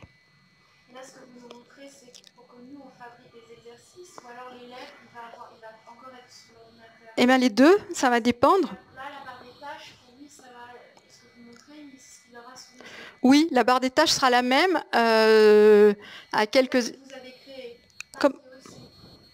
Comment ça, parce qu'il est au-dessus? Parce qu'au-dessus, c'est traitement de texte normal. Ah bah oui. Et lui, ce qu'il aura visible, Ah non, non, il aura tout. Il est dans son traitement de texte. Hein. il peut gérer. Ah oui. Oui, oui. Alors après, c'est comme tous les traitements de texte, hein, vous retirez ce qui ne vous sert pas. Alors, oui, vous pouvez commencer en CM1. Ah non, en CE1, ils sont trop petits. En CE1, il faut que vous utilisiez nos exercices. Et ou il faut que vous lui prépariez, en fait. Hein. Parfois, on n'a pas d'ordinateur pour ces élèves. Ça arrive, en France encore, qu'on n'ait pas d'ordinateur pour ces élèves. Bon. Mais on peut, vous voyez, avec ces outils-là, leur préparer des choses qui, évidemment, ils vont devoir écrire, c'est moins bien. Mais on peut quand même leur préparer des choses qui vont leur être accessibles en lecture, en gabarit de maths, soit en utilisant nos grands gabarits, soit en leur mettant sur feuille. Si vous n'avez pas d'ordinateur, plutôt que de leur demander de souligner, vous leur donnez un stabilo avec 3 couleurs et ils surlignent, vous acceptez que ça ne soit pas très bien surligné. C'est moins pratique, c'est un peu plus coûteux, mais ça vous permet quand même de faire énormément de choses, de leur préparer énormément de choses pour que ça reste accessible pour eux. Vous voyez, donc s'ils ont un ordinateur, très bien. S'ils n'en ont pas, vous pouvez quand même en tant qu'enseignant, avec ces outils-là, en vous servant de en quelques clics, vous avez votre texte pour la classe, vous appuyez sur un bouton et vous l'avez en rouge vert, pour que votre élève dyspraxique ait quelque chose d'accessible pour lui. Donc vous l'imprimez après, bien sûr, hein, mais. En fait, le problème, c'est que barrer, ils vont pouvoir peut-être barrer aussi, mais surligner, ça autorise une imprécision du geste. D'accord ? Si vous voulez qu'il barre, il faut l'autoriser à faire un truc entre le surlignage et le barré. Si vous vous attendez à ce qu'il fasse une barre jolie comme les autres, non, quoi, il ne pourra pas. Il y a des maisons d'édition qui se mettent à faire des fichiers. Ouais. Et là, notamment, il y a Cléo, et c'est barré.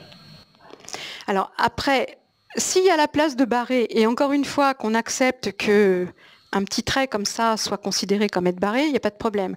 Après, si on en vient au problème des éditeurs, je ne parle pas forcément de Cléo pour le coup, mais si on en vient au problème des éditions pour les 10, on a dit tout à l'heure qu'un 10, un trouble du langage, n'avait pas les mêmes besoins qu'un 10, trouble moteur.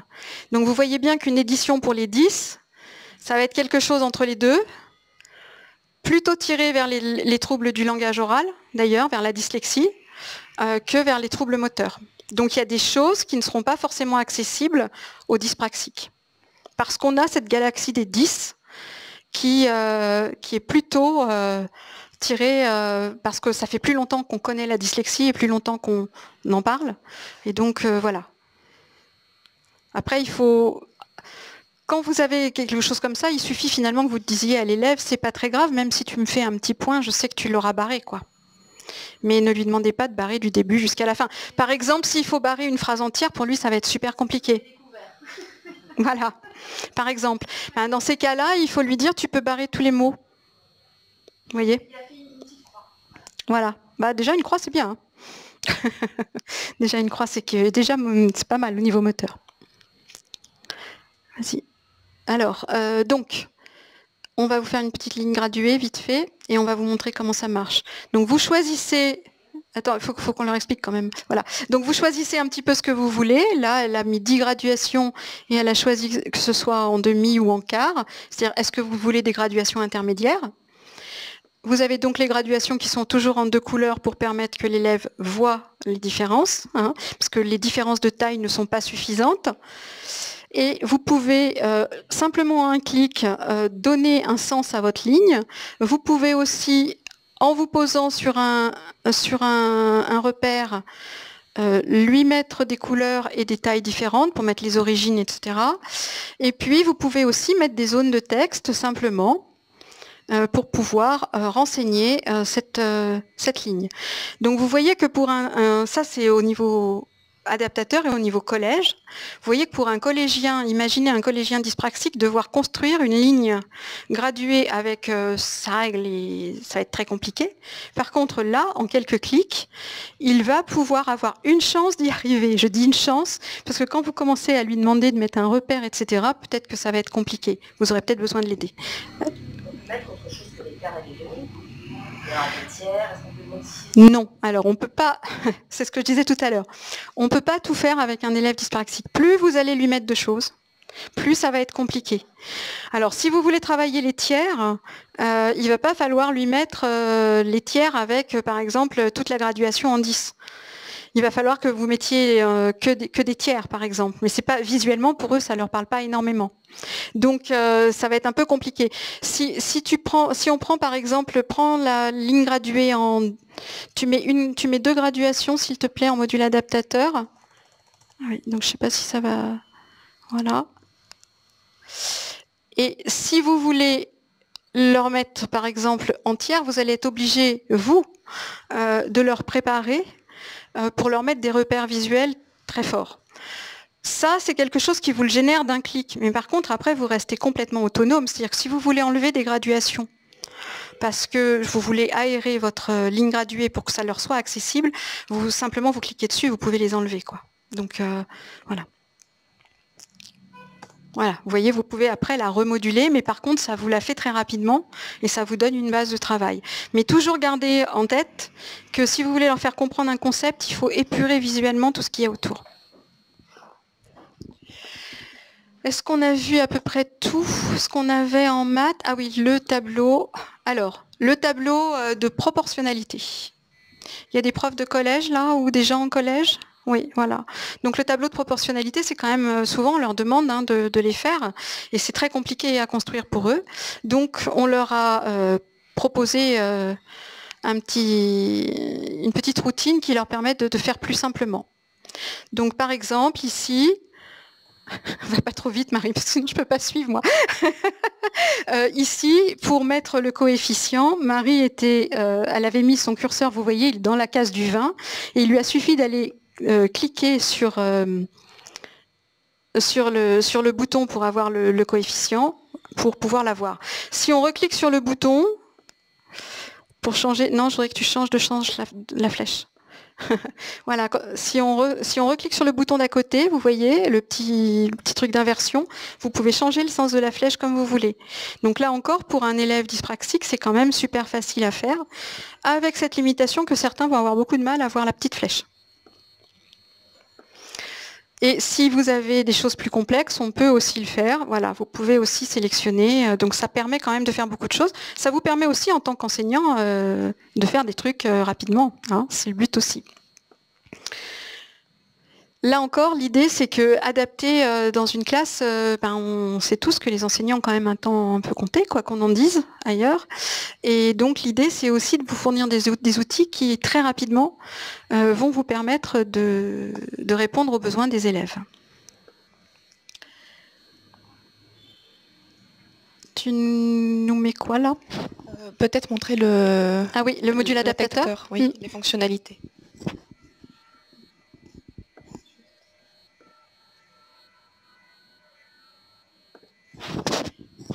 C'est bon, tu veux que... Ok. Donc là, vous avez un exercice un peu classique pour votre classe, d'accord? Et vous allez vouloir l'adapter. Parce qu'il faut savoir que les élèves dyspraxiques, par exemple, ils n'aiment pas du tout. Vous pourriez me dire, bah, c'est pas compliqué, hein, il a qu'à enlever celui qui est pas bon. Quand on est dyspraxique, tic, tic, tic, tic, tic, pour reculer, pour effacer, c'est compliqué. Donc tout ce qui va être le texte avec les petits trous, enfin les petits points, puis il faut que tu effaces le point et que tu réécrives le mot, ça les arrange pas du tout, parce qu'en général, pouf, ils enlèvent un bout de la phrase d'avant, donc c'est compliqué. Donc les collégiens, tout ça, ils sont venus en disant, mais nous, ça nous va pas, quoi, ces trucs-là, il faut que nous fassiez quelque chose. Donc on a fait des choses. Donc par exemple ici, plutôt que d'avoir ça, vous allez leur proposer un choix multiple. Donc vous allez juste avoir à remplir votre éditeur, merci Marie, et ensuite il n'aura plus qu'à choisir le choix multiple. Si vous avez des élèves à qui que vous faites travailler sur ordinateur de façon générale, vous pouvez leur faire aussi, hein, c'est parfait, c'est très bien. Donc ça c'est une première possibilité. Vous voyez, donc il y a juste à faire ça, vous insérez, et ça s'insère automatiquement au même endroit. Après, on n'est pas obligé de tout faire comme ça. Si on passe sur l'exercice numéro 2, ça c'était quoi? C'était souligné en vert, ça c'était pour souligner. Donc ça on vous l'a montré tout à l'heure. Mais par contre si on passe sur celui-là, vous pouvez tout à fait faire un QCM avec ça. C'est-à-dire qu'au lieu d'avoir répond à la question où vit Norbert le poisson rouge, donc en principe l'enfant doit réécrire la réponse. Là, il va juste avoir à cocher la case en venant cliquer dessus. Donc, ça marche pour les petits, mais c'est aussi super pratique pour les collégiens, parce que ça permet de tester leurs connaissances sans qu'ils aient des tonnes de trucs à écrire. Et là, on passe à notre exercice que vous avez peut-être fait pour les élèves de votre classe. Donc, vous leur avez mis des petits points pour qu'ils puissent écrire dessus. Mais eux, avec leur ordinateur, il faut qu'ils effacent les petits points. Donc, on en arrive au problème de tout à l'heure. Ils vont effacer un bout de la phrase. Donc, on va mettre un champ texte. Et on va leur mettre un champ texte qui soit visible pour eux. Parce que les champs textes dans les traitements de texte, souvent, c'est entre crochets. Et en fait, pour eux, c'est pas, du coup, ils le voient pas très bien. Donc, on leur a fait des champs textes, ils nous ont passé commande et on leur a fait les champs textes dont ils avaient besoin. Et donc, ils ont juste à venir dessus et ils peuvent ensuite taper ce dont ils ont besoin et ça leur fait leur champ texte. Voilà. Ils savent où taper, où poser leur curseur et ils n'ont rien à effacer. Donc, vous, ça va très vite et eux, ça les sauve en fait, hein, tout simplement. Est-ce que tu prends un nouveau pour montrer la frise, par exemple?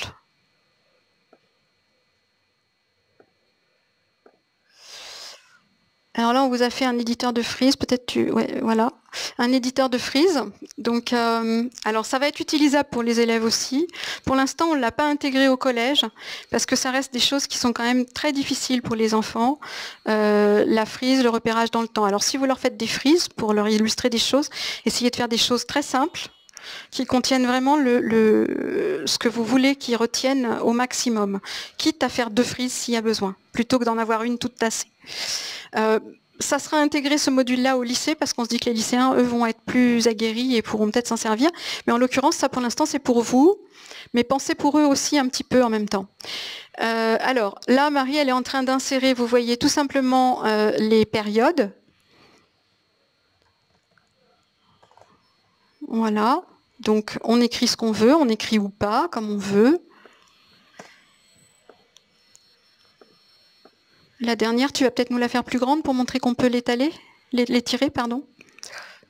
L'étaler, n'importe quoi. Voilà, donc vous pouvez bien entendu faire des choses de plus ou moins grande taille. Ensuite, quand on a besoin, donc on peut écrire dedans directement si on ne l'a pas fait avant. On peut revenir dessus.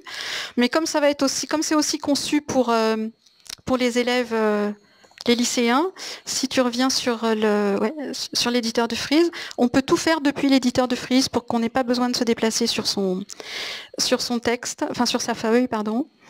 Et donc par exemple ici, il s'est trompé, c'était pas Antiquité, c'était Moyen-Âge.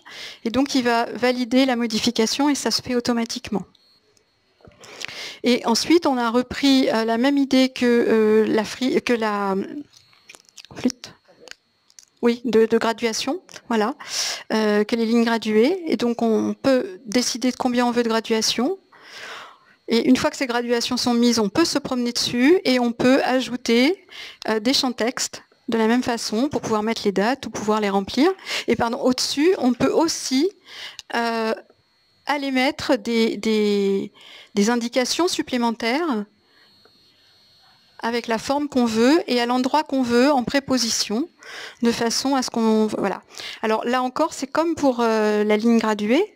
Vous pouvez après, vous, si vous le souhaitez, modifier la taille et le bouger.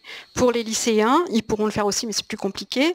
Donc eux, ils vont plutôt se servir de ces fonctionnalités-là. Mais vous voyez que ça quand même, c'est pratique, quoi. Pour faire quelque chose de rapide, ça peut être pratique. Voilà. Et puis peut-être montrer les étiquettes aussi rapidement. Je ne sais pas quelle heure il est, puis après on va peut-être passer aux questions tranquillement. Donc on vous a fait un petit module pour faire de la création d'étiquettes rapides.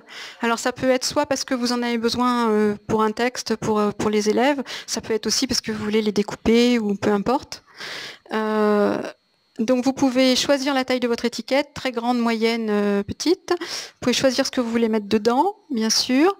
Vous pouvez décider si vous voulez un fond blanc, du coup avec un entourage, ou un fond coloré. Et puis voilà, donc ensuite c'est tout bête, hein, vous pouvez le faire autrement, mais ça vous prend moins de temps. Et quand c'est un élève et qui pourrait en avoir besoin, et ben ça lui prend aussi beaucoup moins de temps, donc ça sera plus facile. On pense par exemple aux lycéens qui pourraient accéder un petit peu à certains types de schémas et qui auraient besoin d'aller mettre des étiquettes sur les schémas. Donc ça sera aussi intégré dans le module lycée. Voilà. Et donc juste sans les utiliser, est-ce que tu peux montrer l'éditeur de chimie et l'éditeur de... Et après on passe aux questions. Mais on ne va pas les utiliser, on va juste montrer dans la chimie.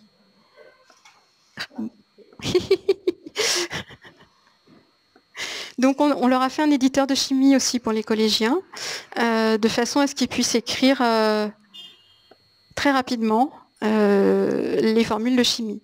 Donc il faut qu'ils sachent dans quel sens ça se met, il faut qu'ils sachent comment ça s'écrit, il faut qu'ils sachent comment s'écrit la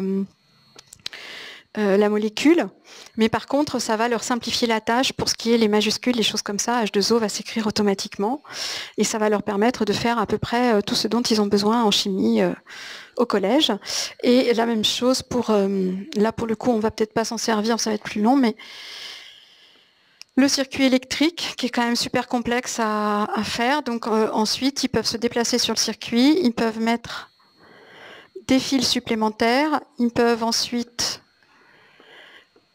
toujours en se déplaçant, mettre les choses dont ils ont besoin. Ils peuvent mettre des dérivations aussi, en cliquant sur en dérivation là-haut. Voilà.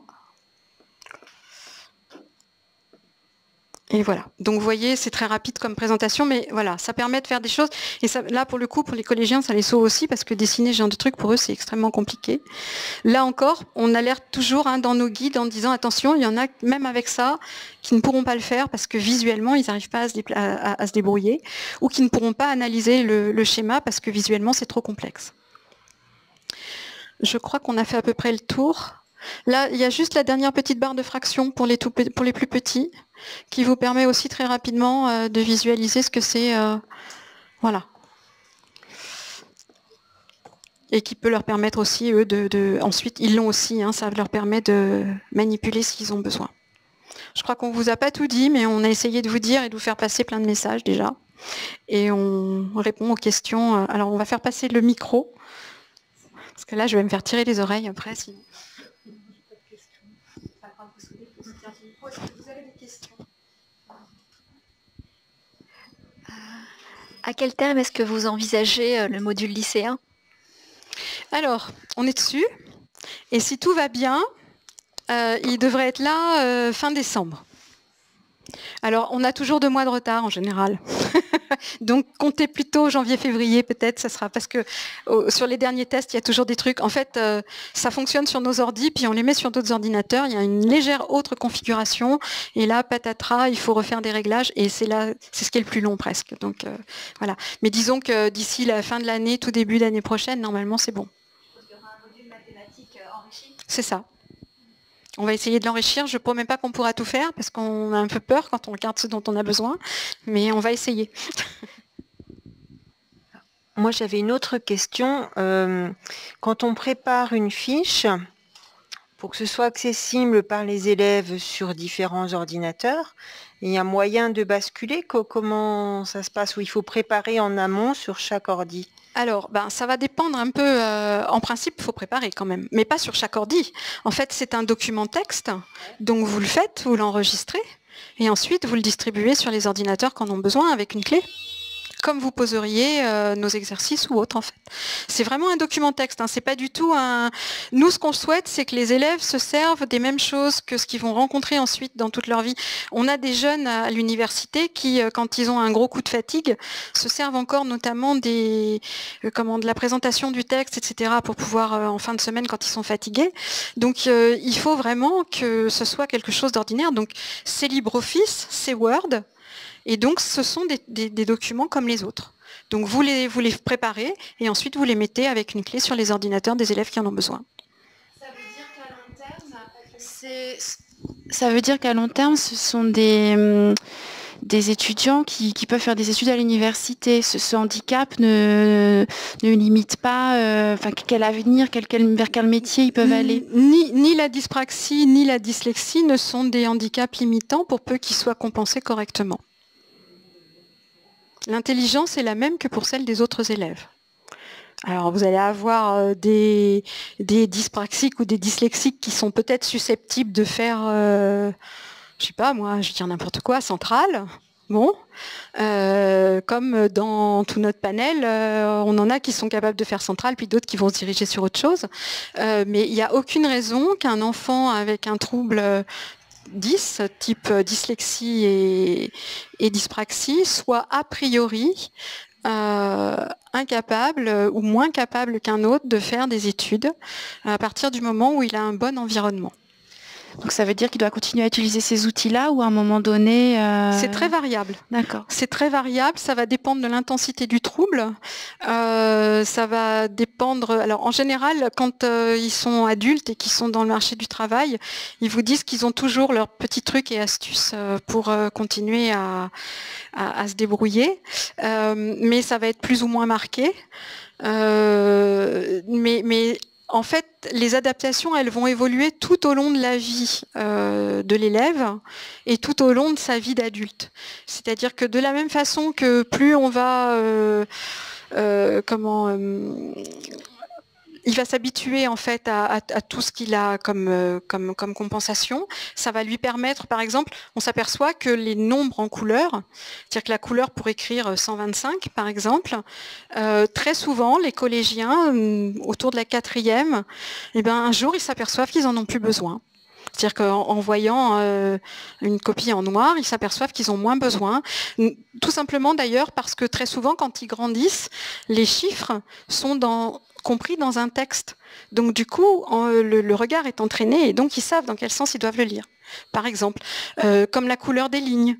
Quand ils grandissent, souvent ils n'ont plus besoin de couleur des lignes et assez souvent d'ailleurs ils passent sur une taille de police un peu plus grande que celle qu'on utilise d'habitude, mais 16 ou 14, vous voyez. Donc en fait, c'est l'adaptation, contrairement pour le coup à celui qui malheureusement a besoin de son fauteuil parce qu'il a un handicap qui va durer, hein, pas seulement parce qu'il a une jambe cassée, eux, leurs adaptations vont se modifier tout au long en fait, de leur vie en fonction de leurs besoins. Mais ça, ils sont tout à fait capables de l'analyser. Et de la même façon, il ne faut pas surcompenser non plus. C'est-à-dire qu'il faut toujours proposer une adaptation. Et l'élève est très rapidement capable de voir s'il en tire bénéfice ou pas. S'il n'en tire pas bénéfice, il n'en voudra pas de toute façon. Et vous avez beaucoup parlé de leur œil. En fait, qu'est-ce qui est derrière cette dyspraxie? C'est des connexions dans le cerveau? La dyspraxie, c'est un trouble du développement, hein, donc c'est pas mécanique. C'est pas le nerf optique qui fonctionne pas bien. Par exemple, vous pouvez emmener un dyspraxique chez un ophtalmo. Il peut tout à fait avoir 10 sur 10 aux 2 yeux, c'est pas le problème. C'est-à-dire qu'il n'y a pas de perte de... C'est d'ailleurs un vrai souci pour eux, parce qu'en fait, on met longtemps à comprendre ce qui se passe. Il y a des élèves qui sont majoritairement très gênés sur le plan visuel et finalement assez peu sur le plan moteur. Et cela, pour eux, c'est le pire parce qu'en fait, c'est ceux qu'on met le plus de temps à dépister, à comprendre ce qui se passe en fait. C'est un trouble du développement, hein, donc c'est vraiment... je crois qu'il faut le... Pardon, excusez-moi. Quand un enseignant dit à des parents ce serait bien d'aller voir un ophtalmo, les parents reviennent en disant on a vu l'ophtalmo, tout se passe bien. C'est donc à nous de penser à autre chose, c'est-à-dire en lien avec le RASET, j'imagine, penser peut-être à un centre de référence. Oui, alors le problème du dépistage, c'est important. J'ai envie de dire... peut-être en première intention, avant le RASET, ça serait le médecin scolaire, mais bon, encore faut-il en avoir. Donc, on n'en a plus beaucoup en France, et pas partout équitablement répartis. Donc, c'est vraiment quelque chose de médical. Donc, il va falloir alerter. Et effectivement, vous avez raison. Peut-être que si on a vraiment l'impression qu'il y a quelque chose qui gêne au niveau du regard, mais qu'au niveau du dépistage ophtalmologique, il n'y a rien, on peut peut-être insister en disant que oui, il y a quelque chose qui semble ne pas aller. Alors, de toute façon, il faut, dans l'idéal, il faut un dépistage en centre de dépistage, un centre du langage, des troubles des apprentissages. On sait que c'est très très long, donc on peut déjà avoir des pistes avant. Probablement qu'un orthoptiste pourrait vous dire qu'il y a quelque chose qui ne va pas très bien, effectivement. Bon. Après, c'est pareil, c'est pas de la rééducation, quoi. C'est comme l'écriture, en fait. Hein. On peut effectivement travailler les choses, mais comme l'écriture, ça va rester quand même avec un écart à la norme. Parce qu'en fait, ce qu'on voit encore moins, nous, que pour l'écriture, c'est que c'est pas automatique hein, l'apprentissage du balayage pour la lecture. Pas du tout. La preuve, il y a des langues qui lisent de droite à gauche. Nous, on lit de gauche à droite et de haut en bas. D'accord ? Et ça, c'est un entraînement que notre œil a depuis qu'il est tout petit. Depuis qu'on apprend que les choses sont les unes. On va jusqu'au bout de la ligne. C'est le sens hein, du carré qu'on vous a montré tout à l'heure. On démarre au feu vert, on va jusqu'au feu rouge, et la Terre est en bas, donc on descend sur la ligne d'en dessous. Et donc, cet automatisme-là, s'il l'a pas, soit il a compris ce qui se passait, et donc il va faire un effort, de la même façon qu'il fait un effort pour écrire, il va faire un effort pour que son regard suive le bon chemin. Mais surtout, tant qu'on s'en est pas aperçu, en fait, qu'est-ce qui se passe ? Le regard saute dans la page. Nous, tout le monde ici, on a tout ce qu'on appelle des saccades oculaires. C'est-à-dire que sans qu'on s'en rende compte, notre œil saute et revient automatiquement à son point de départ. Mais ça encore, c'est un apprentissage. Au début, vous savez, les bébés, ils regardent dans tous les sens. Puis petit à petit, ça s'organise et non, ils louchent plus après, quoi. Donc tout ça, c'est des muscles en fait qui se travaillent, des automatismes qui se travaillent. Et donc du coup, ces enfants, s'ils n'ont pas cet automatisme-là, ils vont se perdre systématiquement sur les pages. Est-ce que ça répond à votre question ? À peu près. Oui, mais encore une fois, bien compensé, ça marche, quoi. Hein et une dernière petite chose par rapport justement à la lecture, les lignes bleu, vert, rouge, c'est bien, mais c'est un peu comme la frappe au clavier, ça reste quand même fatigant. Et ce qu'on constate avec les jeunes dyspraxiques, c'est que par exemple quand ils travaillent un roman, parce qu'ils sont au collège ou autre, lire tout un chapitre, suivant le moment où on va leur demander de le lire, ça va être plus ou moins faisable parce qu'ils sont plus ou moins fatigués déjà à la base. Et ce qu'ils font très très bien quand ils ont la possibilité de le faire, c'est utiliser la lecture vocale. C'est-à-dire qu'en fait, ils commencent à lire normalement, comme nous, quoi. C'est-à-dire dans notre tête, on bouquine. Et quand ils voient que ils commencent à fatiguer, en fait, ils mettent leur casque et ils continuent avec la lecture vocale. Et quand ils sont reposés, ils retirent le casque et ils reprennent la lecture. Et ça, c'est très important parce que, ça garde l'accessibilité au texte, ça leur permet de garder la compréhension et ça leur permet surtout d'accéder au plaisir de lire. Parce que sinon, si on est cantonné tout le temps à des textes de petite quantité, parce que tout simplement on fatigue trop pour pouvoir faire plus, le plaisir de lire, il va vite disparaître parce que intellectuellement, c'est pas satisfaisant, quoi. Comment est-ce qu'on peut permettre à un élève il y a un moyen de prélever le texte d'un livre pour le mettre dans vos supports? Alors, vous pouvez toujours faire un copier-coller, hein, c'est autorisé ça. Donc, si vous avez un texte, vous pouvez le copier-coller. Après, vous avez aussi la possibilité d'avoir quelque chose qui va lire le livre directement dans l'ordinateur si vous l'avez en numérique. Il y a des tas de logiciels gratuits qui font ça, enfin des tas peut-être pas, mais il y en a quelques-uns. Voilà. Par exemple, sur les tablettes, que ce soit l'iPad ou Android, maintenant, il y a de la lecture vocale. Excusez-moi, on ne peut pas insérer un document PDF et puis le texte qui est mis, pouvoir le modifier? Dans le PDF, vous voulez dire? Oui. Enfin, non, le PDF, vous n'allez pas pouvoir le modifier suffisamment pour que ce soit pertinent. En fait, il vaut mieux faire un copier-coller, oui, avec les limitations. Voilà, si on fait un copier-coller provenant d'un PDF, on peut mettre les différentes fonctionnalités. Ah ben, à partir du moment où vous avez copié dans votre document, c'est comme bon. La seule limitation que vous allez avoir, c'est sur les caractères un peu spéciaux. On sait bien que de temps en temps, il y a des petites choses à faire. Alors, en français, enfin en lecture, en texte écrit, c'est pas très gênant. En maths, c'est beaucoup moins pertinent.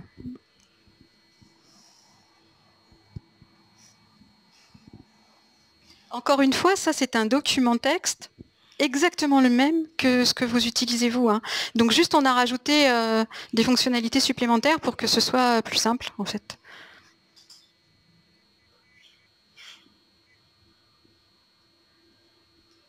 Question ? Magnifique. Alors juste pour terminer, donc on a sur le site qu'on ne peut pas vous montrer parce qu'on n'est pas connecté, mais si vous allez voir sur notre site, donc vous verrez en bas de chaque page, vous avez plusieurs petits boutons et vous avez notamment un petit bouton contact. Et ce petit bouton contact, ça vous permet de nous écrire quand vous avez un problème. Donc quand vous cliquez sur contact, vous avez deux possibilités. Vous avez assistance technique. Là c'est au secours, j'ai tout bien installé comme vous m'avez dit, mais ça marche pas. Donc bon, ça arrive des fois. Des fois, c'est parce qu'on a sauté une ligne, et mais nous, on voit assez vite ce qui se passe.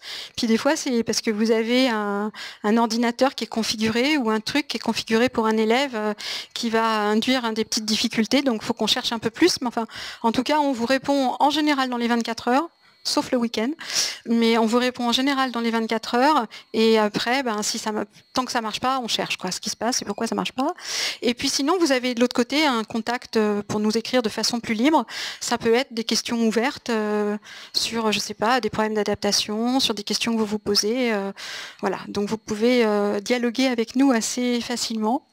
Au cartable, on n'est pas beaucoup, hein, pour ne rien vous cacher, on est 3, donc au bout du bouton contact, c'est soit Marie, soit moi. Donc voilà. Donc voilà, je crois que c'est à peu près ce qu'on peut dire. Voilà. Je vous remercie en tout cas.